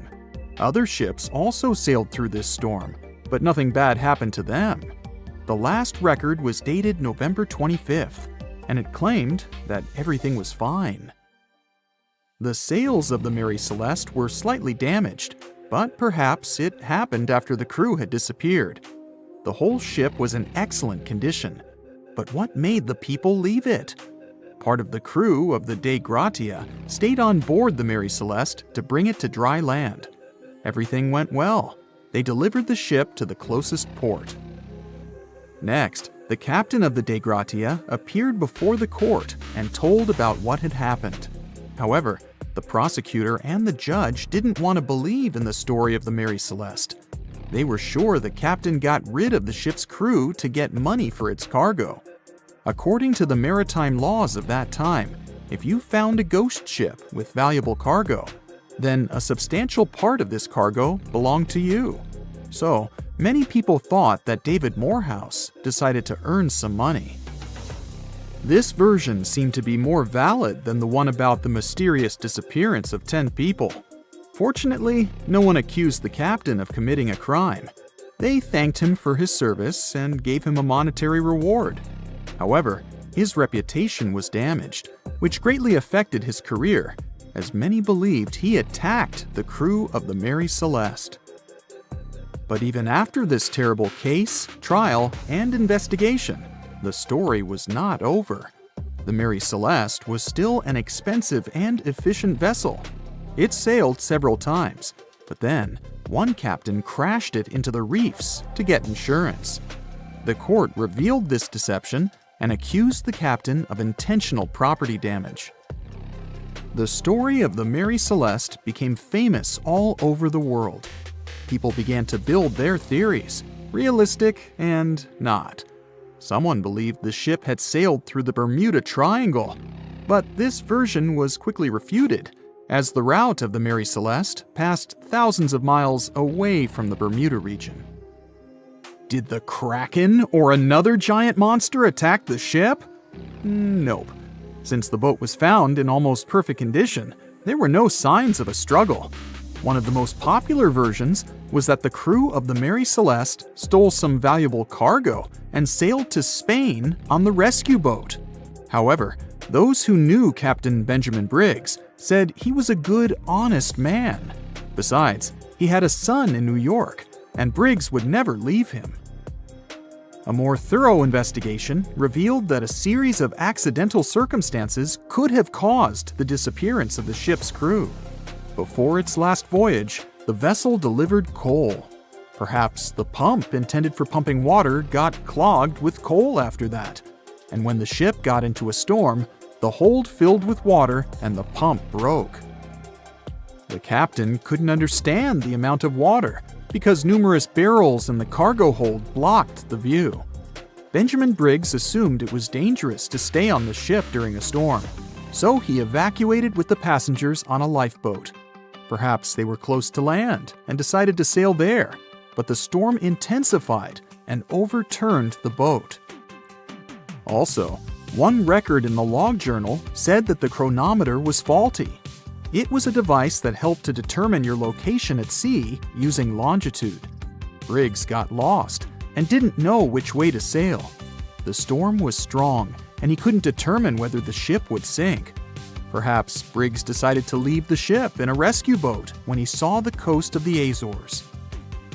The uniqueness of this ghost ship case is that, unlike many others, you can investigate it yourself. There's a lot of information about the Mary Celeste on the internet. There are documentaries and research articles. Perhaps you'll be able to notice something that others haven't seen and solve the mystery of the disappearance of 10 people. A story that will surely send chills down your spine is about a daring young American sailor named Tammy Oldham Ashcraft. Back in 1983, when she was just 23 years old, she had quite the adventure. Along with her British beau Richard Sharp, she was tasked with navigating the ocean from Tahiti to San Diego in California on a luxury yacht. But you know how the ocean can be? It's not always smooth sailing. 20 days into the journey, the two lovebirds got ensnared in a Category 4 hurricane, coming with monstrous waves and wicked winds.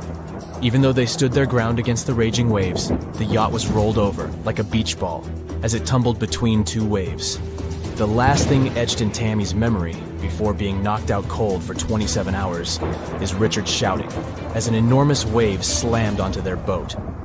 Later on, she penned down her harrowing ordeal in a book, which was later turned into a movie. Tammy had her fair share of sailing experience under her belt before the fateful journey. She had great navigation skills and had already sailed across the Pacific twice.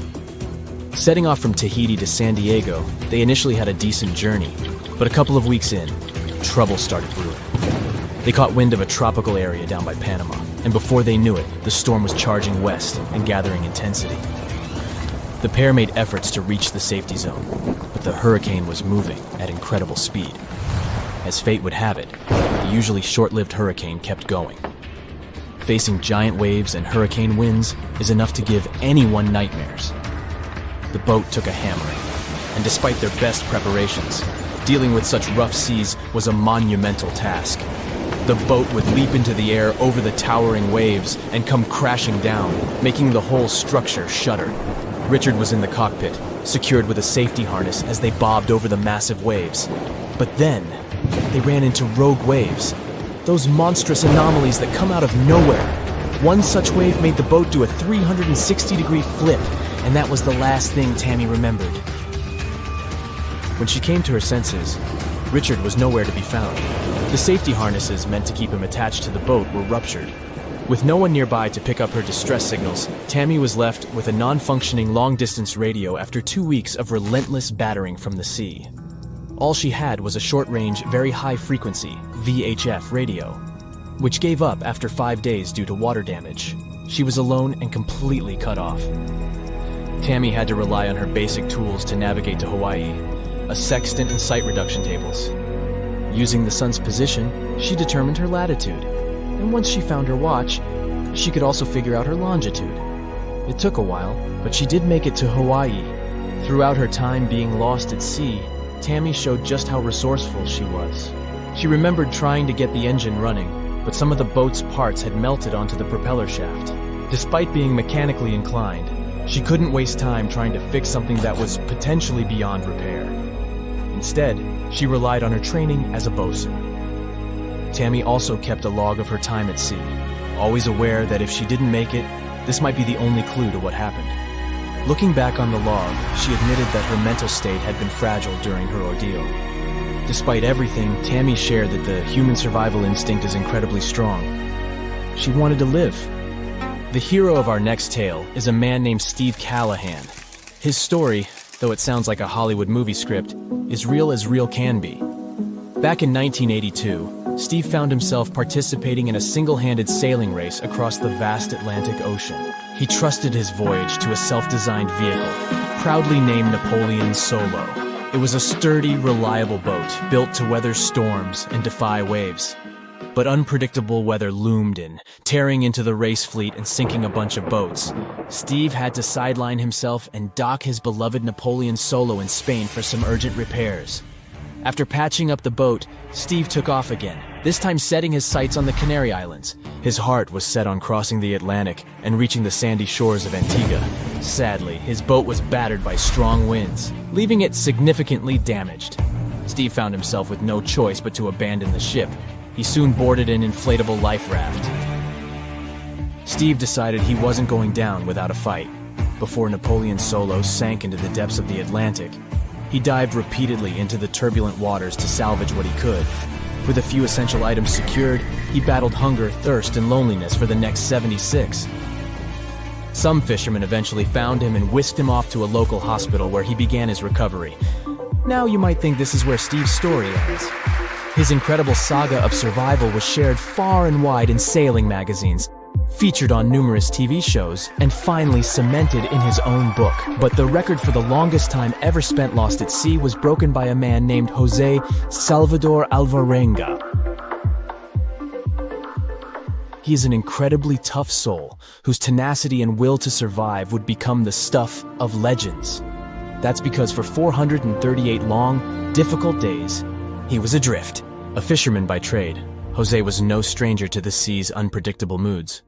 His life's most terrifying adventure started on a day just like any other, in 2012.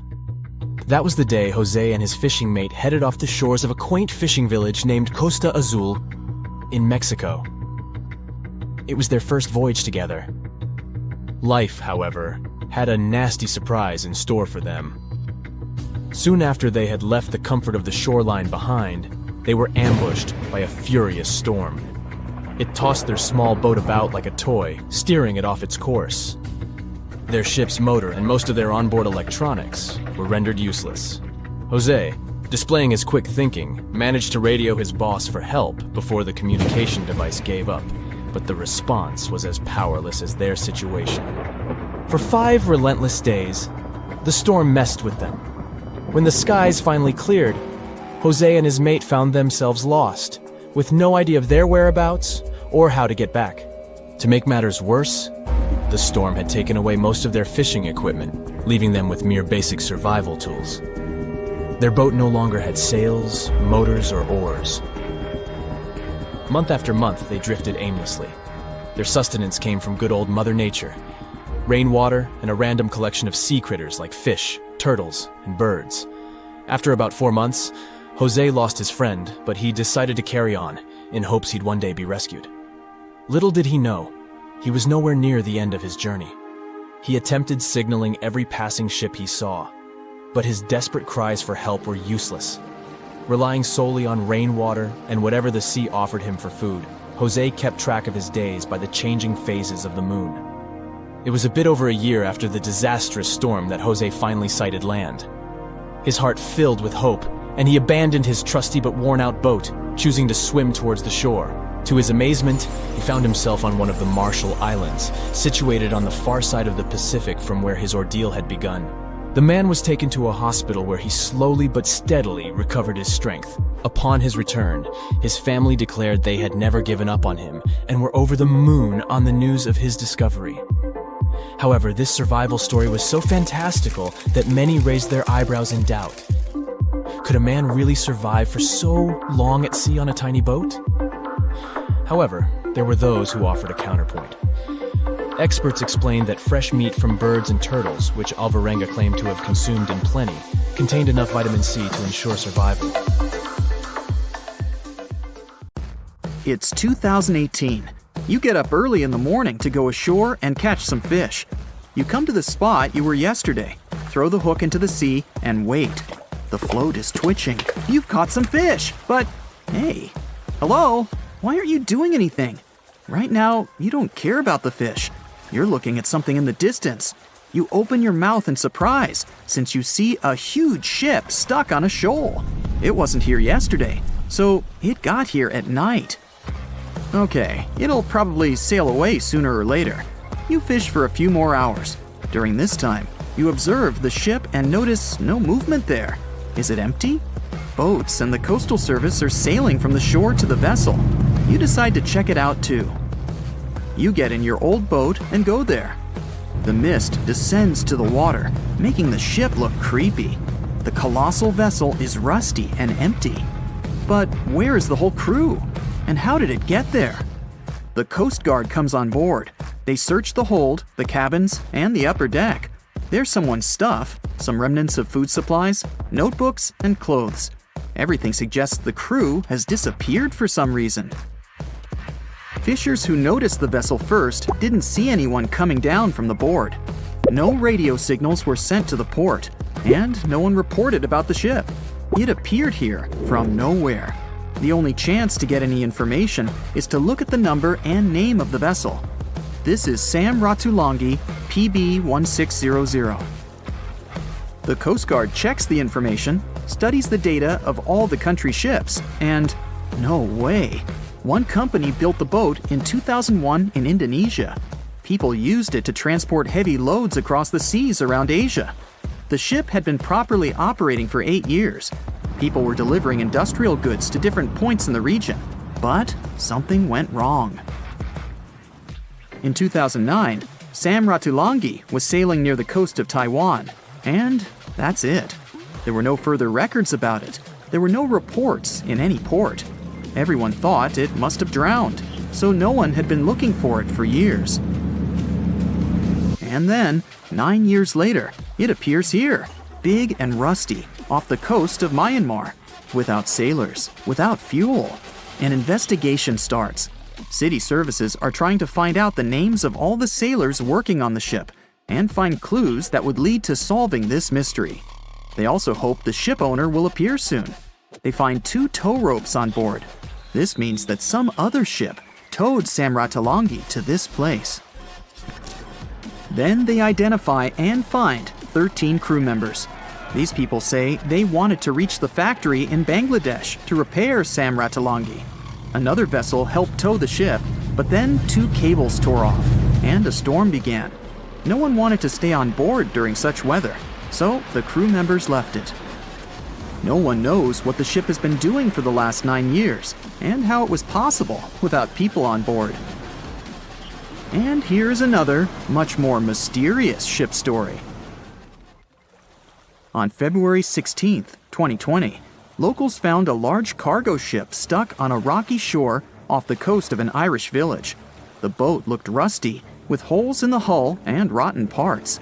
People hadn't seen this vessel the day before, so it appeared there at night.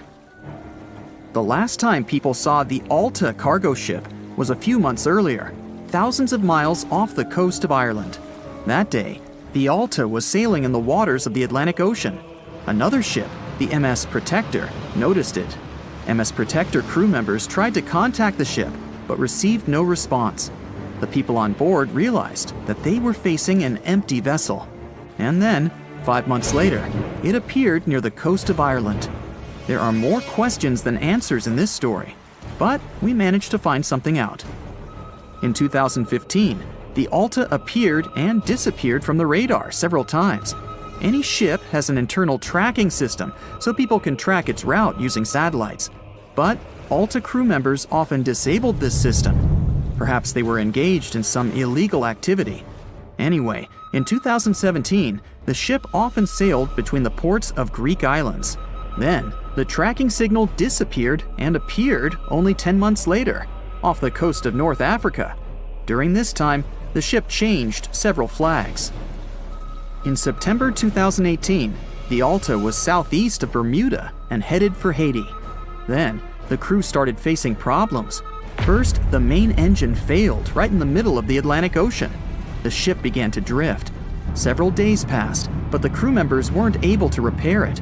They began to run out of food and water supplies. The situation got even worse when they found out that a hurricane was approaching the place. Fortunately, they managed to contact the U.S. Coast Guard. A helicopter flew to the Alta on October 2nd to bring them some supplies. There was enough food for several days. Then, a rescue boat sailed to the ship. It evacuated all the sailors and delivered them to Puerto Rico before the hurricane. The Alta had to drift alone in the ocean. After a while, another ship approached the Alta to tow it to the shores of Guyana. But at this moment, everything went wrong. Someone stole the boat, disabled the tracking system, and sailed away in an unknown direction. After almost a year, the MS Protector found the empty Alta in the waters of the Atlantic Ocean. And then, 9 months later, the ship without a crew sailed to the shores of Ireland. How did it manage to travel across the Atlantic and get to the coast of Ireland? It's still a mystery. Maybe it was just luck. No one else saw the ship all this time. It was just covering huge distances, surviving storms. Who's the captain? What happened to the thieves? Who owns the ship now? One day, someone called the village administration and introduced themselves as the vessel owner. But that unknown person didn't provide any evidence. They found several barrels of oil on the ship, which they took away by helicopter. The Alta was rusting. Corrosion of metal could damage the environment. The vessel had no commercial value, yet it would have taken millions to get rid of it. There were 3 options for what to do: leave the ship where it was, tow it into the sea and let it sink, or disassemble it for scrap. But nature had its own plans. Storms and strong waves split the hull into 2 parts. The Alta was drifting without a crew in the waters of the Atlantic Ocean for about 2 years. But this is nothing compared to a ship that was traveling for 38 years. The record belongs to the SS Bechimo. It was a merchant vessel owned by some trading company. In 1931, the ship found itself on the ice off the coast of Alaska. Its movement slowed down. A thick layer of ice blocked the ship, and a strong storm only made the situation worse. The blizzard was so intense that the crew members couldn't see anything but a white veil in front of their eyes. Sailing any further was impossible. The team had to wait for the storm to end. They waited for a day, 2, 3 days. A week had passed, but the snowstorm was only getting stronger. Then, one day, it grew weaker. The crew members split into 2 teams. The first team went to the nearest city. The second group, along with the captain, stayed on board. They set up camp next to the ship and waited for the blizzard, which had started again, to end. There was 0 visibility. And finally, one day, the storm was over. Great! And now, wait a minute. But where's the ship? The SS Bechimo just disappeared during the blizzard. The captain was sure that the ship had sunk, so he left along with the crew. Then, a week later, they saw the vessel drifting near the area where they had lost it. The hull was damaged so severely that it was unsafe to sail on it. Repairing the ship would be pointless and expensive, so the captain decided to abandon it. He was sure that it would go underwater sooner or later, but it stayed afloat for the next few days, the next few months, and a few years. People had reported seeing it at various points along the coast of Alaska for 38 years. The last record of the SS Bechimo is dated 1969. Those who saw it claimed the ship was completely frozen, almost merged with the ice. Some people planned to start an expedition to find the ship, but all attempts were unsuccessful. The vessel is probably lying somewhere on the deep sea floor. Far out in the open sea on a perfectly calm day, a dot appears on the horizon. It grows in size as it gets closer, and soon you can see it's a ship. But when you look at it through the spyglass, chills go down your spine. The vessel is in perfect condition and its cargo is on board, but it's completely devoid of people, drifting listlessly along the current. That was what the captain of the Ellen Austin saw in 1881, and what brought his crew so many sorrows. In December of the previous year, the Ellen Austin, a big 210-foot-long ship, left the port of Liverpool to make its trip to New York. The ship was carrying a load of people hoping to find a better life in the New World. Captain A.J. Griffin took the vessel due southwest for a shorter voyage, and a few weeks into 1881, they found themselves north of the Sargasso Sea, known for its lack of winds and strong circling currents. Ships that got caught in those could lose control and keep on drifting in circles until they were dragged into the center. From there, they'd be incredibly lucky to get back past the currents, but more often than not, they stayed in the desolate desert of the sea forever. Worse still, the area belonged to the notorious Bermuda Triangle, which was already known to take down ships and make them disappear without a trace. The ship's crew were nervous, afraid of being in such a dangerous area so close to a sea that could bring them to a standstill. And ominously, some of the Sargasso Sea's calm must have escaped it, because the Ellen Austin lost its speed one day and fell adrift without the winds. It was fine, though. They had ample provisions and were still on schedule. Captain Griffin was walking around his ship, giving orders in a voice full of calm authority, and both his crew and passengers trusted him completely. But then, the lookout shouted from above that a ship was in sight. And indeed, when the captain looked in the direction the man was pointing, he saw a small schooner moving slowly into view and towards the Ellen Austin. As it came closer, it became apparent that the way the strange vessel moved wasn't right. The captain frowned and examined it through his spyglass. The schooner was untouched, but eerily silent. There wasn't a single soul on board. Derelict ships weren't that rare in the Atlantic at the time, but neither were pirates. Captain Griffin decided to wait and watch. After 2 days, the schooner was as quiet as always, and Captain finally thought it was fine to move in. He took a small team of sailors and boarded the stranded ship.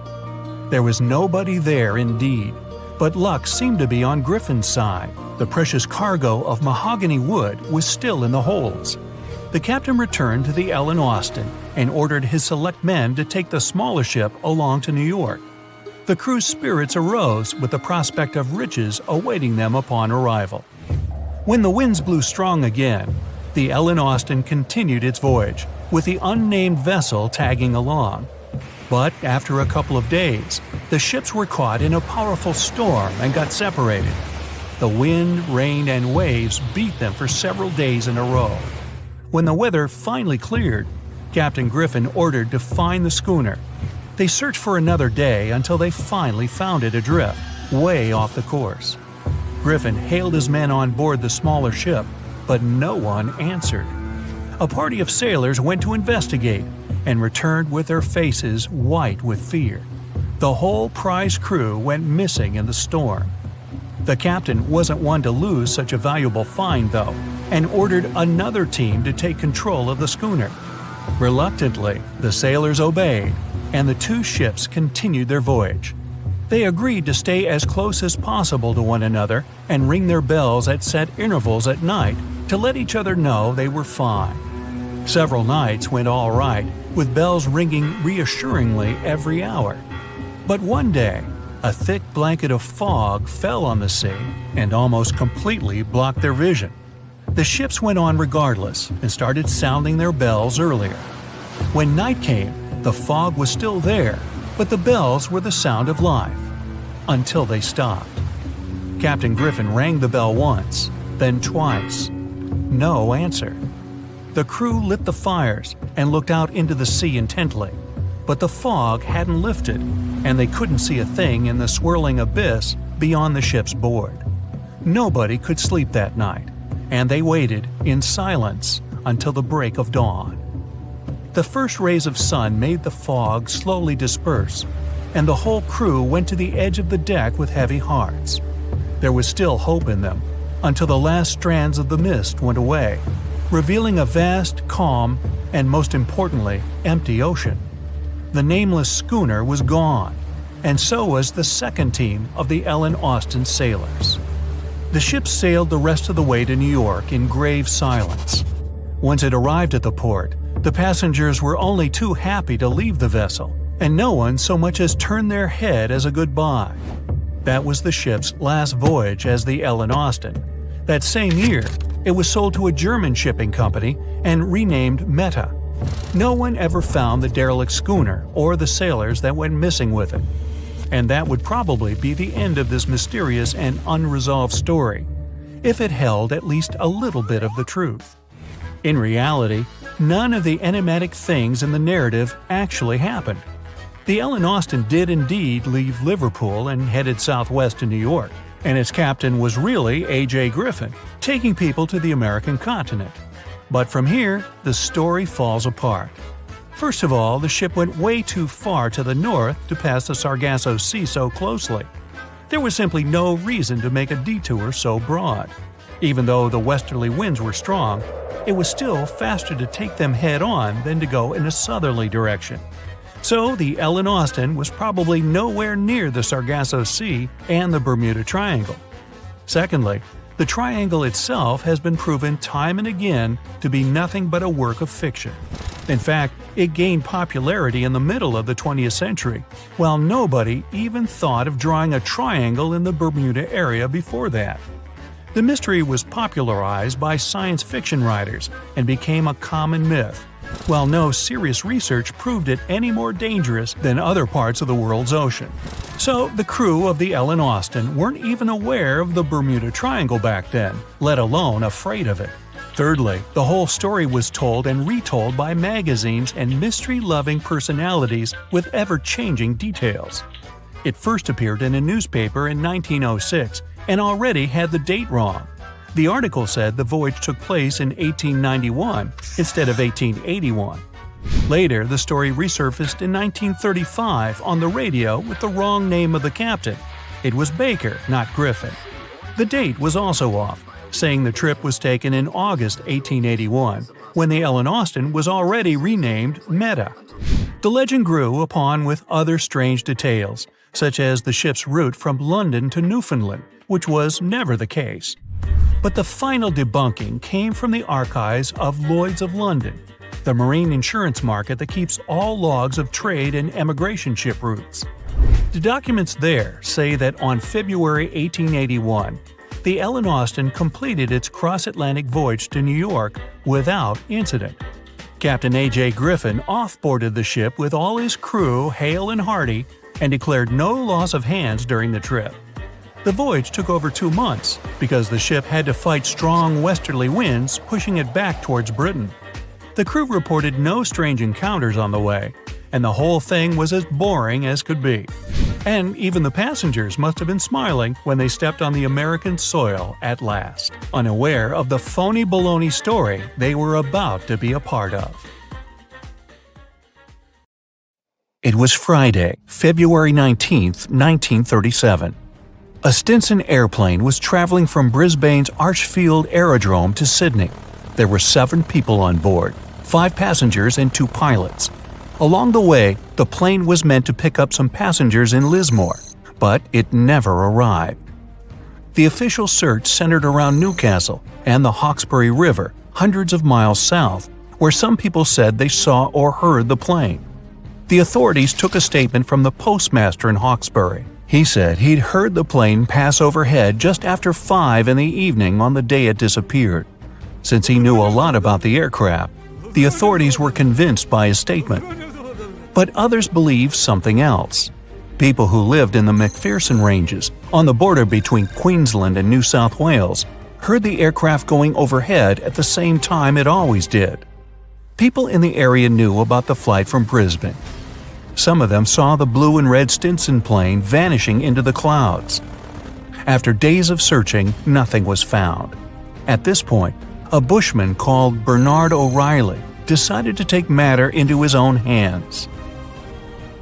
He lived in that high area of the country and remembered that there had been a powerful storm on the night of the disappearance. A big cyclone going over the mountains had made it impossible for the locals to do any work. On Saturday, February 27th, O'Reilly decided to go and find the missing aircraft and find out what had happened. The day before, he had gathered all the evidence on where the plane could be. O'Reilly got his ruler out and drew a line across a map to the last known place where the plane had been heard. He saw that the line crossed 4 high points. He was sure that the aircraft had never got beyond the nearby mountain range. He packed some food, climbed onto his horse, and set out. He rode to Mount Bithingable, then set his horse home. He continued on foot through the dense rainforest. He could barely see. The vines in the forest were as thick as wire netting. There wasn't much light that day, and he struggled to get his bearings. O'Reilly searched for clues to understand where he was. He looked for patterns in tree growth and differences in the level of bloom among the plant species. He tried to spot different birds' nests, which would indicate his altitude. He spent Saturday night in the wet forest and continued his search the next day. From the top of Mount Throckmorton, through a brief opening in the clouds, O'Reilly saw some high rocks. He suspected the Stinson aircraft had crashed there. Far to the southwest, in the endless green forest, he spotted a light brown treetop. This was an unnatural color for the late summer and seemed out of place. Fires happen rarely in the rainforest, but lightning strikes were possible. Could it just be a coincidence? Judging by his map, the tree was 8 miles away. O'Reilly pushed through the forest to reach it. When he was 3 miles away from the spot, he heard 2 voices calling out cooeys. This is a shout-out used by the Australian bush to attract attention, find missing people, or indicate someone's location. He thought it could be other search teams, and answering would have confused them. So he kept silent and continued walking toward the location of the voices. He crossed a gorge and climbed up high.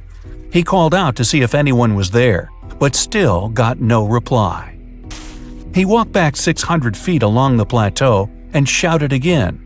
That was when he heard a response and headed toward it. O'Reilly finally arrived and saw a big tree which had been cut down. The entire trunk of another tree was burned, and there was a mass of metal on the ground. Finally, he saw 2 men.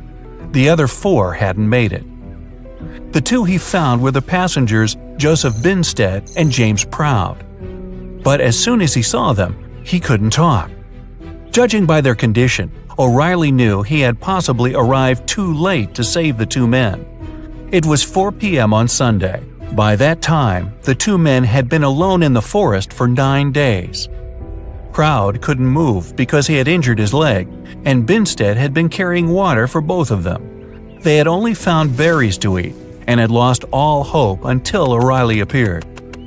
There wasn't much daylight left, and O'Reilly decided to head back using a different, shorter route to get help. He came across someone on the way. O'Reilly told them what had happened and asked to borrow their horse. He later used a utility truck to reach someone's farm and call for help. On the farm, he found the number of a Mr. Robinson from Airlines of Australia using the Brisbane phone directory. O'Reilly called him and explained things and asked if he could organize a rescue party for the 2 survivors. Robinson agreed. O'Reilly and the farmer put together 2 separate groups. The first party, led by O'Reilly, would go back to the site with a small team, including a doctor and some supplies. They gathered at 2:30 a.m. on Monday, left an hour before the sun came up, and arrived at the site by 11 in the morning.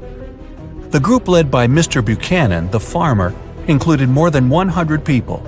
They started work at dawn, clearing the path that led to the plateau where the 2 survivors were. The plan was to carry them down the track to safety.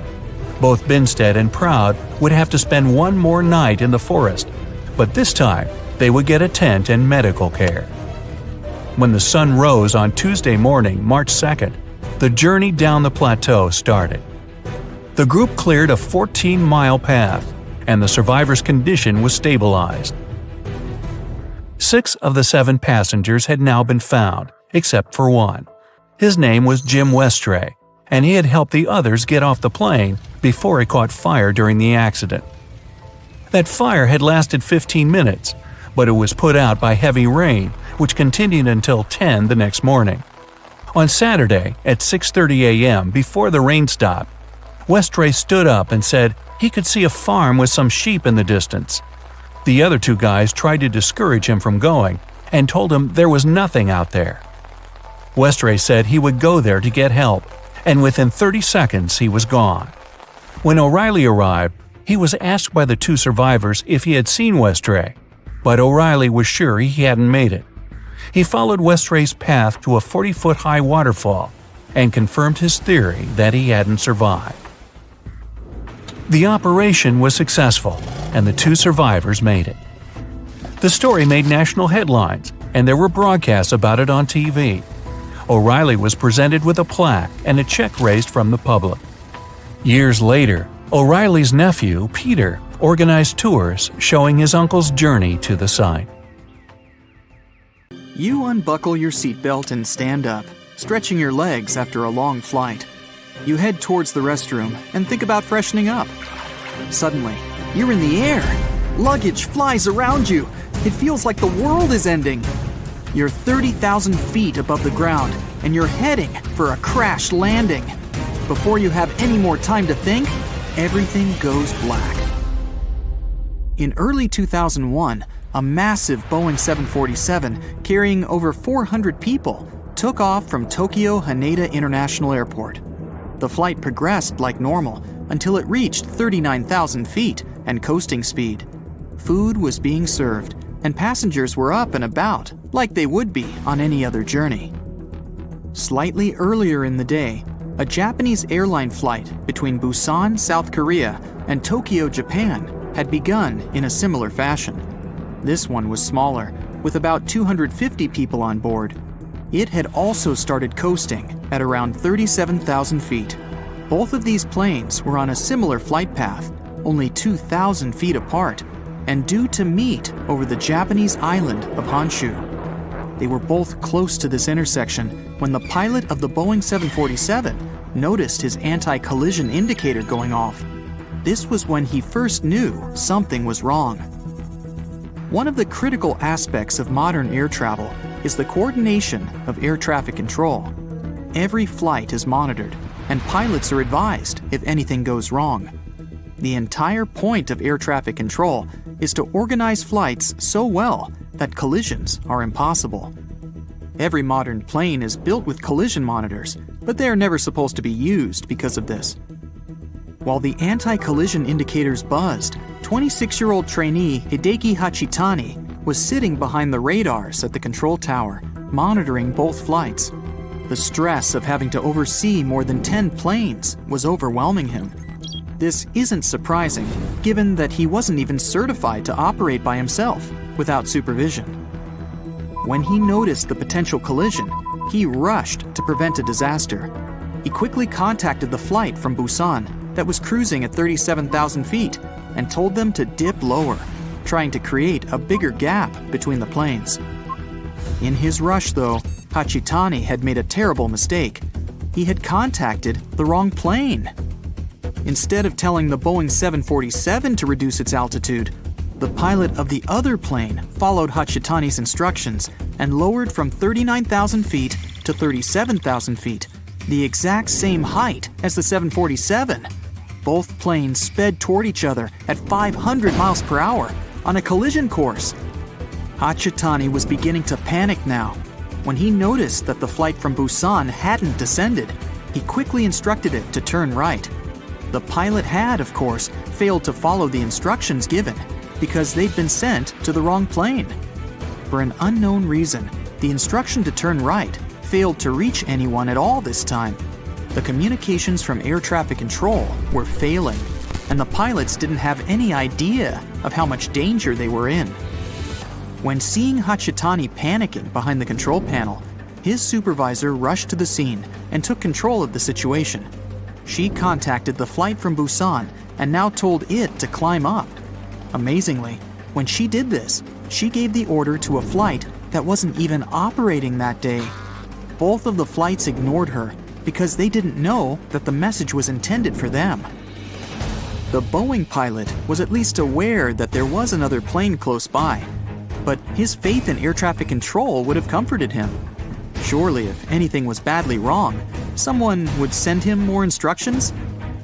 At this point, the crash was beginning to look inevitable. For the passengers on the flights, though, everything would have seemed to be normal. They might have been eating some snacks, stretching their legs, or maybe waiting in line for the toilet, completely unaware that they were on course to fly straight into another plane. Luckily for all of the 600-plus people involved, the pilot was well-trained and confident in a situation that would cause most people to freeze up. Through his windscreen, he saw something that no pilot should ever see: another plane heading directly for him. With cat-like reflexes and remarkable composure, the Boeing pilot gripped the throttle and steered the plane down as low as he could for the seconds he had before the collision. The Boeing flew straight underneath the other flight.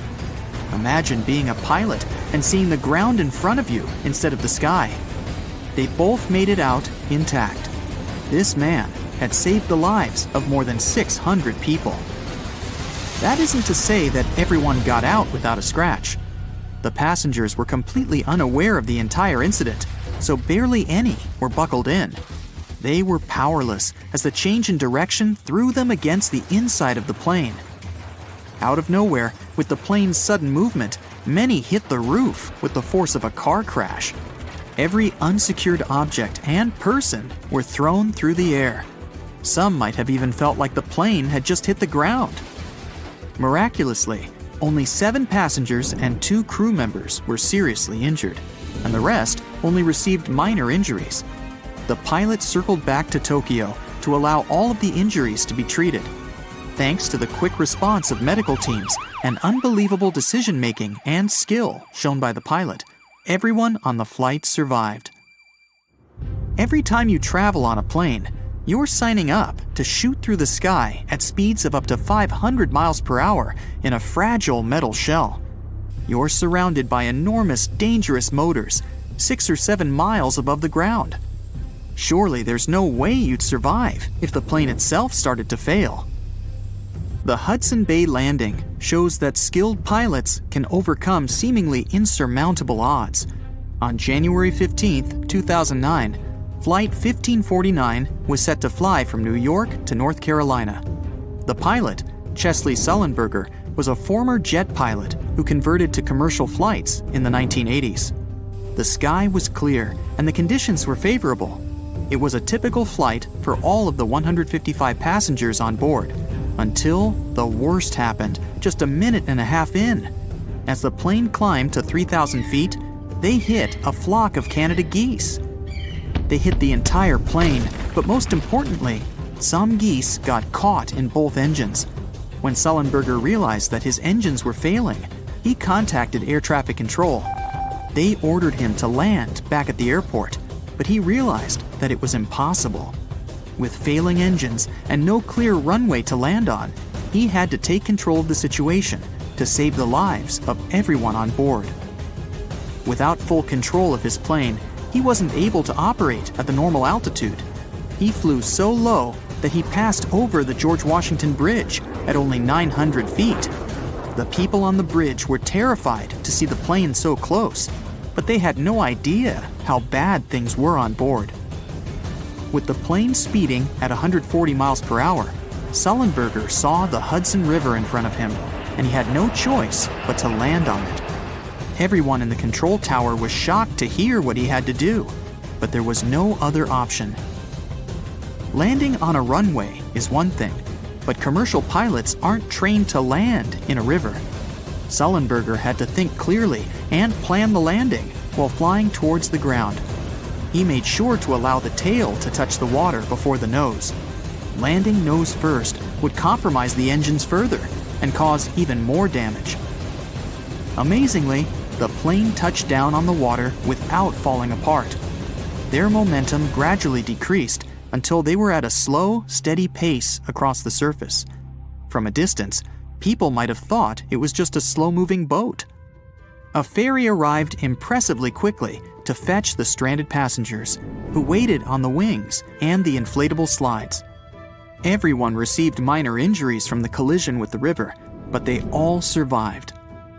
Captain Sullenberger went down in history as one of the most remarkable pilots ever, having saved so many people from a seemingly hopeless situation. There was even a movie made about his heroics.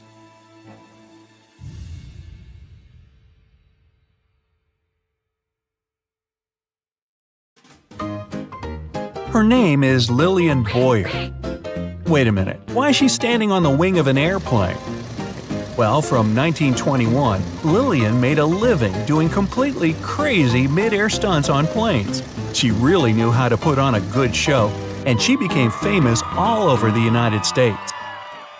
But Lillian started her unusual career completely by accident. She was a regular 21-year-old waitress at a Chicago restaurant.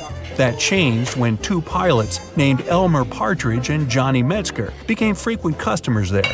One day, they offered Lillian a ride in their old biplane, a Curtiss JN-4D Jenny. She agreed, and they headed over to the local airport. Soon, Lillian was in the air. It was the first flight of her life, and she was incredibly excited. Flying didn't scare her at all. In fact, with a strong wind blowing in her face and the noise of the engine ringing in her ears, Lillian realized that planes were her calling. 4 days later, Partridge asked her if she wanted to take another flight. This time, Lillian decided to do something bold. When the plane was flying at 65 miles an hour, she got out of her seat and stood on the wing. But even then, she wanted more. So she walked all the way to the edge. The whole time, Partridge was screaming at her to sit down because he thought she was going to jump. She could barely hear his voice because of the engine noise. But Lillian wasn't scared at all. She actually enjoyed it. When the pilot saw what she could do, he introduced her to Billy Brock. He worked at the Chattanooga airport and was looking for someone who could do tricks on the wing of a plane. They shook hands and soon got started on Lillian's training.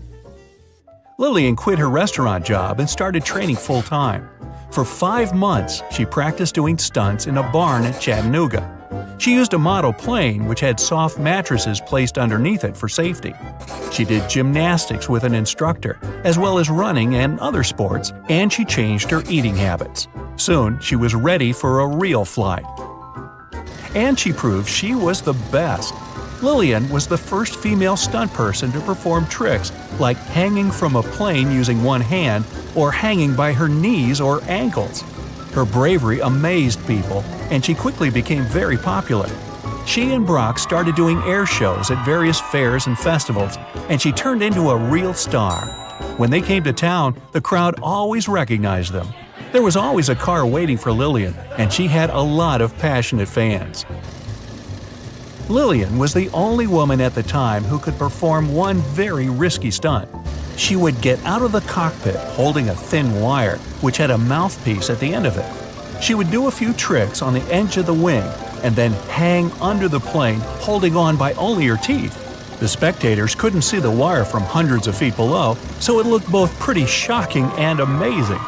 The crowd would erupt into screams when Lillian performed this trick. Then Brock would lower a special ladder and she'd grab it and go back to her seat. But there were also accidents. These reminded Lillian and Brock that they were engaged in a very dangerous business and that they had to be as careful as possible. During one of their shows in 1924, they planned to do an unusual trick. Brock was going to do a loop while Lillian was standing on the biplane's top wings. The idea was for her to slip her feet into some straps, and the centrifugal force of the loop would help Lillian keep her balance. But during the actual trip, something went wrong and the strap broke. Lillian smashed really hard into the wing, but she still managed to climb back into her seat. She was injured, but she kept on doing her shows. When she was performing in Trenton, New Jersey, in October 1925, Lillian had another 3 accidents during some parachute jumps. On the first day of the show, the wind took her away from her landing spot and she fell onto the seat of a Ferris wheel. Some of the audience thought it was just another crazy stunt, but it was actually a very dangerous situation. Luckily, the Ferris wheel operator realized that Lillian was in trouble and stopped the ride. The second time, she couldn't control her chute and struck the roof of the grandstand. She hit it hard and got stuck there, and people had to look for a ladder to help Lillian down. On the third day of her show, Lillian's parachute almost landed on a tent, so she pulled on the shrouds as hard as she could to change direction. But this made the parachute turn inside out, and Lillian fell about 50 feet straight into the ground. She suffered a lot of injuries and had to be hospitalized, but she was treated very well. She was in the hospital for 2 months, and all of her bills were paid by an anonymous person. Lillian thought it was probably the president of the fair. He liked her. In fact, since she was a star, a lot of men admired her. But she didn't risk her life for money or fame. Lillian did all this for herself. Brock got almost all the money from their performances, and that was her decision. They usually perform for 2 or 3 days straight, or even a whole week. They were paid $1,000 to $1,200 for one performance, but Lillian only got $100. As she said herself, that was a decent amount of money, and it was enough for her. So Brock ran the business, maintained the plane, and hired mechanics and crew. But their show was called Lillian Boyer's Flying Circus, and there was a reason for that. Brock was in love with Lillian. Constantly working together made the two of them close. It didn't work out though. Lillian told him that there wouldn't be anything between them. But he still cared about her, and Lillian really appreciated him for that. She trusted her pilot with her life, and she admired his skill. In fact, she said he was the best pilot she ever knew. Before every flight, he double-checked all the systems, wires, and mechanisms. He would tell her where to go, and Lillian would listen to him. And it was Brock who came up with most of the tricks. There was total trust between them, and they worked as one. After Brock passed away, Lillian kept doing stunts with another pilot, but she couldn't trust him like she had trusted Brock. One of her signature tricks was switching from a car to a plane, but she never did it with the new pilot. During her stunt career between 1921 and 1928, Lillian performed 352 shows in 41 U.S. states and Canada. She performed 143 changes from a car to a plane and made 37 parachute jumps. But in 1928, low-altitude flying was banned, and so dangerous stunts performed on the wings of airplanes became history. Almost half a century later, Lillian once again became a celebrity at the San Diego Aerospace Museum. An entire section of it was devoted to her incredible achievements. Lillian was the guest of honor at all the events there. One evening, she was given one of the most pleasant surprises of her life. It was a flight on a Boeing PT-17 biplane. This time, now in her 80s, Lillian didn't walk on the wings or perform dangerous stunts. But when she landed, she admitted that she really wanted to. The pilot had told her not to get out of the cockpit. Plus, she couldn't trust him as much as she had trusted Brock.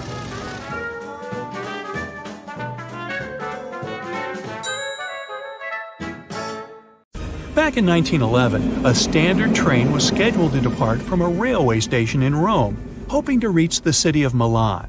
Needless to say, none of the 106 passengers ever made it to the destination, and no one has ever seen them again.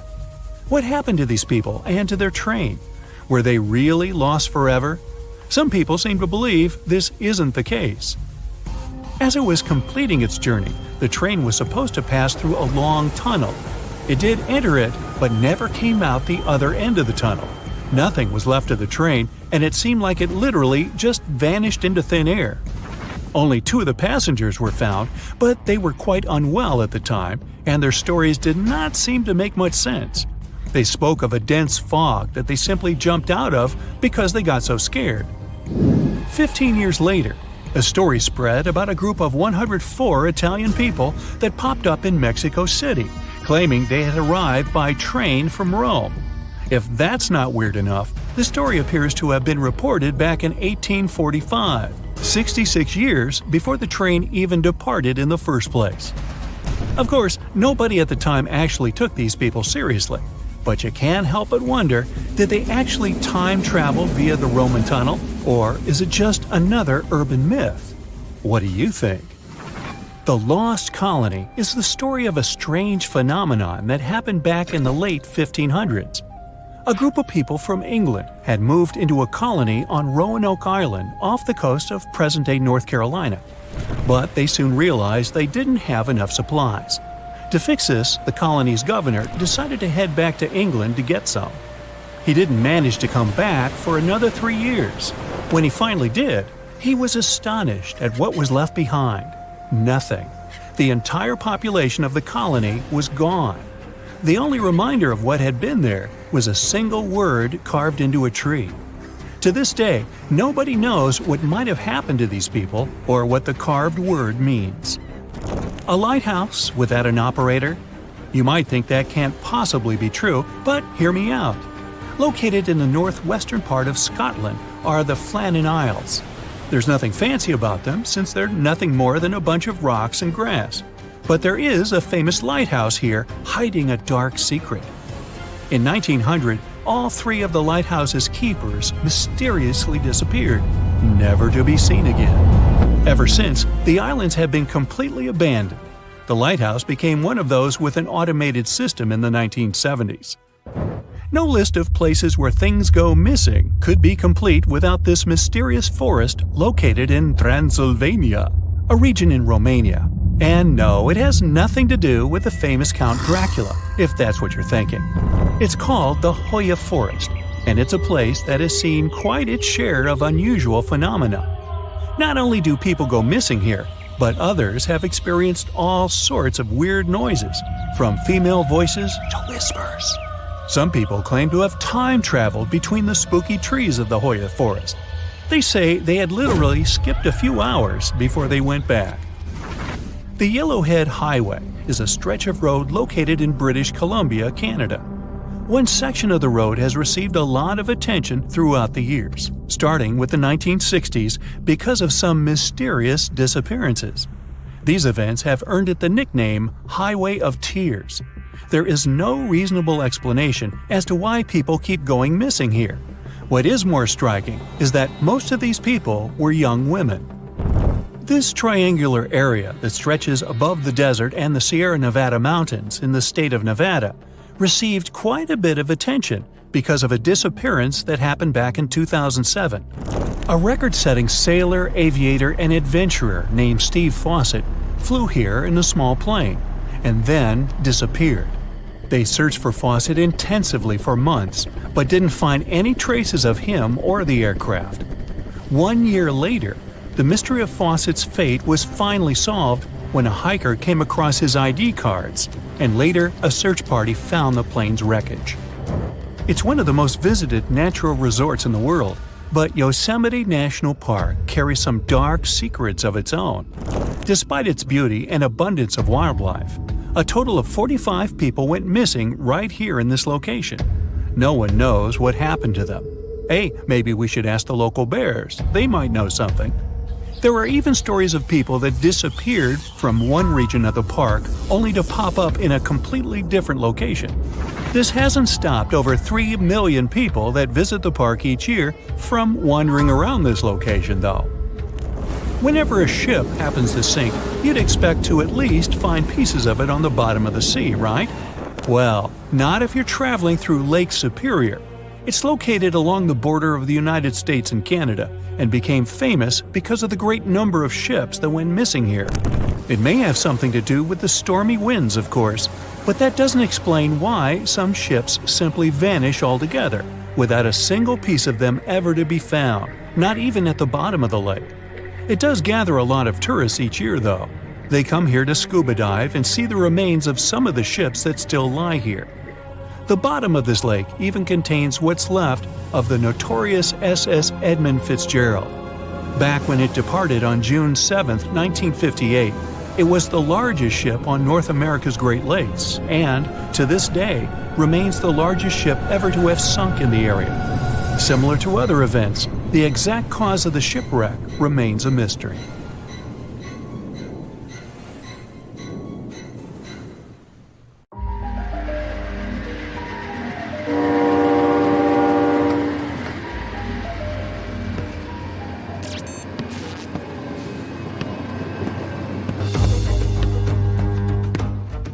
How long does it normally take for a package to get to you? A day? A week? A month? How about over 3 years? Well, something like that happened in India not too long ago. At first glance, it doesn't seem all that surprising. Packages get delayed or even lost along the way all the time. That's just the nature of parcel delivery. This wasn't some standard package. It was an entire train carriage loaded with tons of compost. Something this massive couldn't have just disappeared and then come back. Or could it? Let's find out. And yes, along the way we're going to learn some cool things about trains. It all started in 2014 when an Indian company ordered dozens of tons of compost. All the goods were stored in 21 wagons. The train left the city of Visakhapatnam on November the 10th. Its destination was in Basti district, Uttar Pradesh, 870 miles away.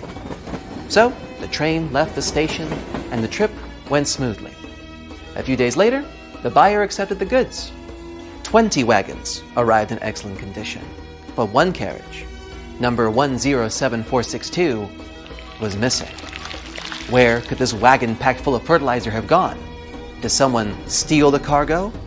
Did it get lost along the way? The buyer asked the company that sold them the compost to find the missing part of the shipment. The employees checked the documents and confirmed that the train of 21 carriages left the station on November the 10th. Several people from the rail station saw it. Then the train passed through some settlements and lost one carriage. But how? The buyer contacted the railway services but didn't receive any response. It seemed the train car had just disappeared. The documents indicated that all the paid goods went to the destination, which meant the buyer wouldn't get their money back. So they just lost more than $10,000. Months and years had passed, the incident eventually forgotten. But then, on July 25th, 2018, railway workers discovered an old carriage with the number 107462 on it at the station in Basti district, the original destination point. The company contacted the seller about their discovery, but they refused to accept the goods because the fertilizer had rotted long ago. They waited for the owner to come for it, but no one came, and no one reported it missing. So they towed the abandoned train car back to Basti district a few months later. By that time, the buyer had already reported the rail company about the lost compost, and they had already stopped searching for it, while the car was practically right under their noses. To this day, no one knows why the car was disconnected or where it's been all this time. You know where this would have never happened? Japan.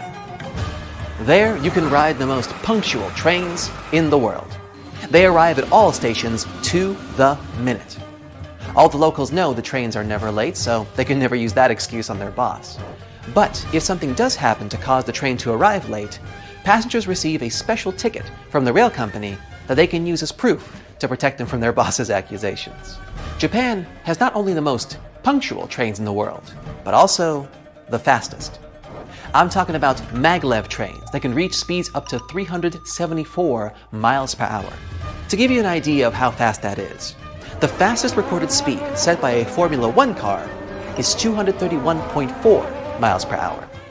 Not even close to the maglev train just traveling down its normal route. What's more, even if it travels at top speed, you can comfortably sit in your seat and drink tea on the train. You won't feel any vibrations or hear the sound of the wheels because it has no wheels at all. Maglev is short for magnetic levitation. Using the power of magnets, the train is basically suspended, floating just above the railway, meaning they don't actually touch, meaning there's next to no friction. This is what allows maglev trains to reach and then maintain such incredible speeds. Wouldn't it be cool to have such trains in every city? I mean, forget about traffic jams, am I right? But unfortunately, they're not so popular around the world. Charging the train's magnets requires a lot of energy. They heat up to incredibly high temperatures during the trip, and then they need to cool down after.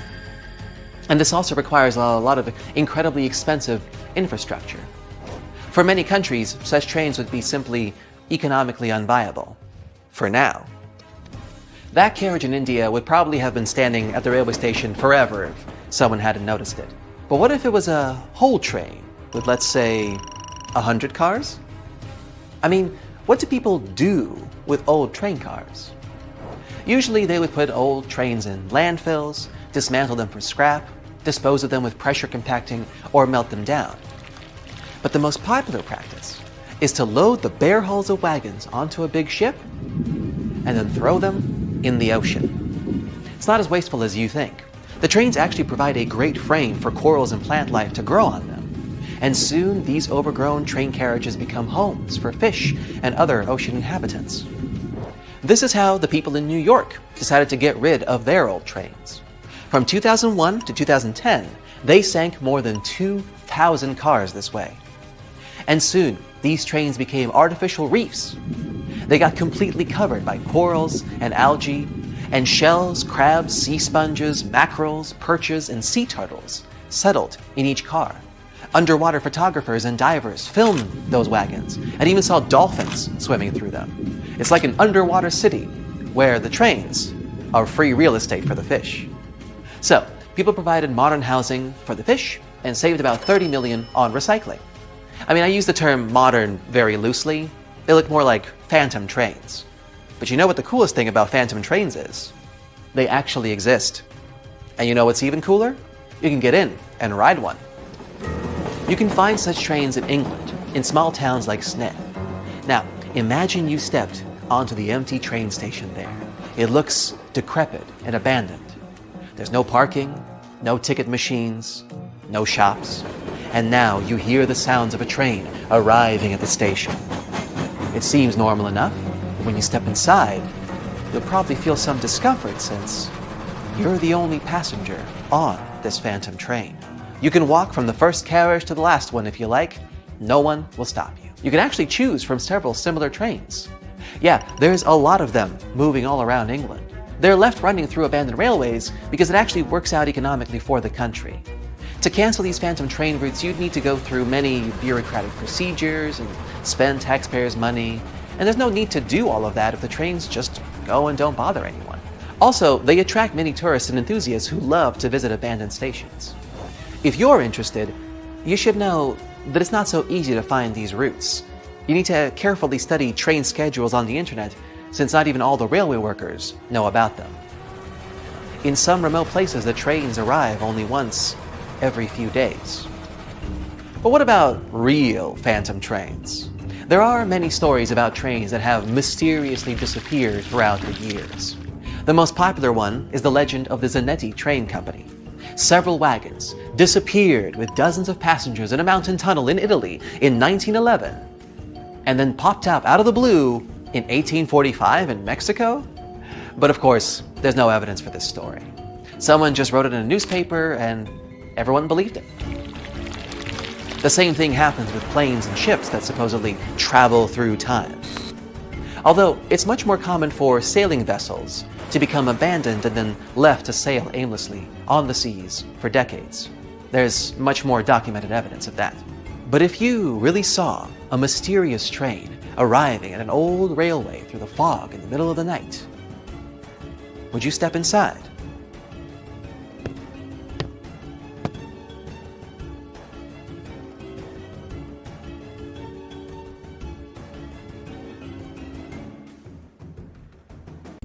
It was a pitch-dark night, and we were out for a walk. Suddenly, a bright white light came from the train tracks. It was getting closer and closer before it reached the woods and suddenly faded away in the distance. This story, told by hundreds of witnesses, sounds quite normal until you find out those train tracks have long been abandoned and torn out. The last train that could have been the source of light had departed many years ago. The mysterious ghost train became the main site of St. Louis, a little village in the Canadian province of Saskatchewan. There are just around 400 people living there, and hundreds visit it to see the St. Louis light. It was featured in books and online, and was on TV shows like Unsolved Mysteries. For decades, no one could explain what it really was. Some people spotted a white light. Others said they'd seen a red one. An urban legend explained the red light was a lantern carried by a ghost of a train conductor who had lost his life one night examining the tracks. Scientists tried to debunk both ghost-involving theories, but failed. Then, 2 high school students from northern Saskatchewan decided to jump in. They first witnessed the ghost train on a road trip to St. Louis.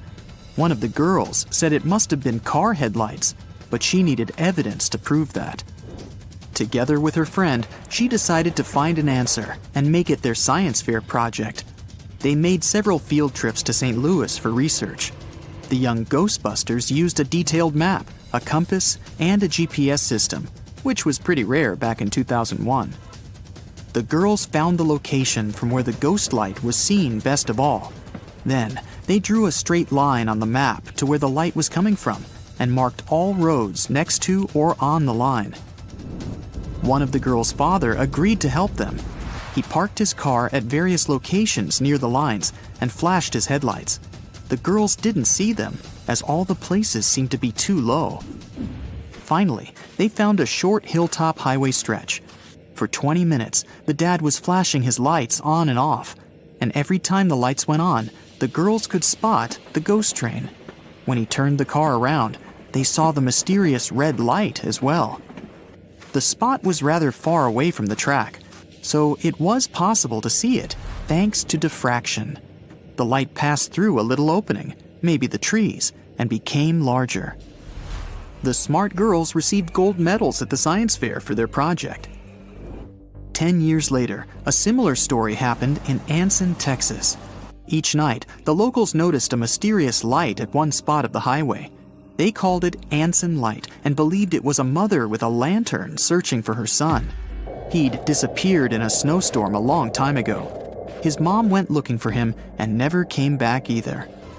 A group of students didn't believe in this beautiful story and decided to find the source of light with their iPhones. They followed Google Maps down the dirt road to a highway that they thought to be the light source.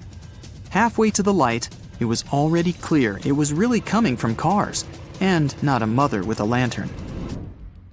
It's easy to be a Ghostbuster outside with your friends, but what if you had a ghost in your own home? This is what happened to a family who moved into an old house in 1921. The house was huge, with gas lights, no electricity, and many passageways. Just a classic movie haunted house. One morning, the lady who went down in records as Mrs. H heard footsteps over her head when she was home alone. She rushed upstairs and found an empty room. She checked every room and also looked one floor up. It was all empty. Then, she started hearing strange noises when she was in bed at night. It sounded like someone was moving furniture and china and sighed in the silence. Whatever was haunting the family was getting braver and braver. It followed them along the halls. It felt like it was about to approach them and come into contact. One of the children of Mrs. H once ran into her room and asked why she was calling him. She said it must have been the wind, but the child was positive it was someone's voice. The plants didn't live long in that house. Finally, the scariest thing happened. Mrs. H woke up one night and clearly saw a man and a woman in her room. She had to stop it all somehow, so she asked her brother-in-law for help. He did his research and suggested it could be a carbon monoxide leak. This colorless, odorless, and tasteless gas had caused similar visions in other people. When they checked the gas, they found the gas was coming out of the furnace and into the room instead of going out through the chimney. It gave the family headaches, hallucinations, dizziness, and other unpleasant symptoms. Some ghosts leave fingerprints behind, or so says the San Antonio legend. According to it, in 1938, a school bus was driving through a rough snowstorm and got stuck on the train tracks. When the train crew saw the bus, they did their best to stop, but it was impossible to avoid the collision. No one in the bus had survived in that accident, and ever since, the ghosts of those people are protecting others from the same fate. Hundreds of people have visited the spot ever since to play with destiny. They leave the car in neutral on so-called ghost tracks and wait for the ghosts to come and help them out. Some people put baby powder on their cars to have fingerprints as evidence. And they do see the fingerprints once they get out of the car. Turns out there's a logical explanation for this one as well. There's an incline on the tracks, so when the car moves a bit, you can see your own fingerprints in baby powder. And the original story that inspired the legend didn't even happen in San Antonio, but in Salt Lake City, Utah. Something unexplainable was happening on the campus of Coventry University in England. Whoever visited the 14th century cellar ran out of it in fear. They said they'd seen a ghost of a woman. One lecturer at the school, who was also a part-time ghostbuster, decided to debunk the mystery. He was once working at his lab when he felt the presence of someone else. He was brave enough to do research in the cellar and found out the reason for all this madness was what he called the fear frequency. The levels of sound frequency in the cellar were so high that they made people see optical illusions, feel anxiety, and get chills down the spine. A similar effect makes you hear humming of a glass when you're running a damp finger on it. A small village of Kalachi in Kazakhstan has become home to a unique, mysterious sickness nicknamed the Sleep Hollow. Back in 2013, the first villagers got affected by it. They were doing their regular routine, biking, going to work, or chatting with friends, when suddenly they'd fall asleep. It all looked similar: slurred speech, lightheadedness, and then boom! Some of them only woke up after 6 days of loud snoring. And when they did, they didn't remember anything that happened to them and experienced weakness and headaches. The Sleeping Beauty-style sickness affected people of all ages, including kids, and even a cat named Marquise. Its owner said the cat started attacking walls, furniture, and the family dog. Then it dozed off and was snoring like a human for hours. More than 150 people got the Sleep Hollow in 3 years. Doctors and sleep disorder experts struggled to find a solution. A lot of people blamed possible radiation from nearby uranium mines. Kazakhstan's doctors checked over 7,000 homes, but found the radiation levels weren't high enough to cause it. They also checked water supply in the area for heavy metals.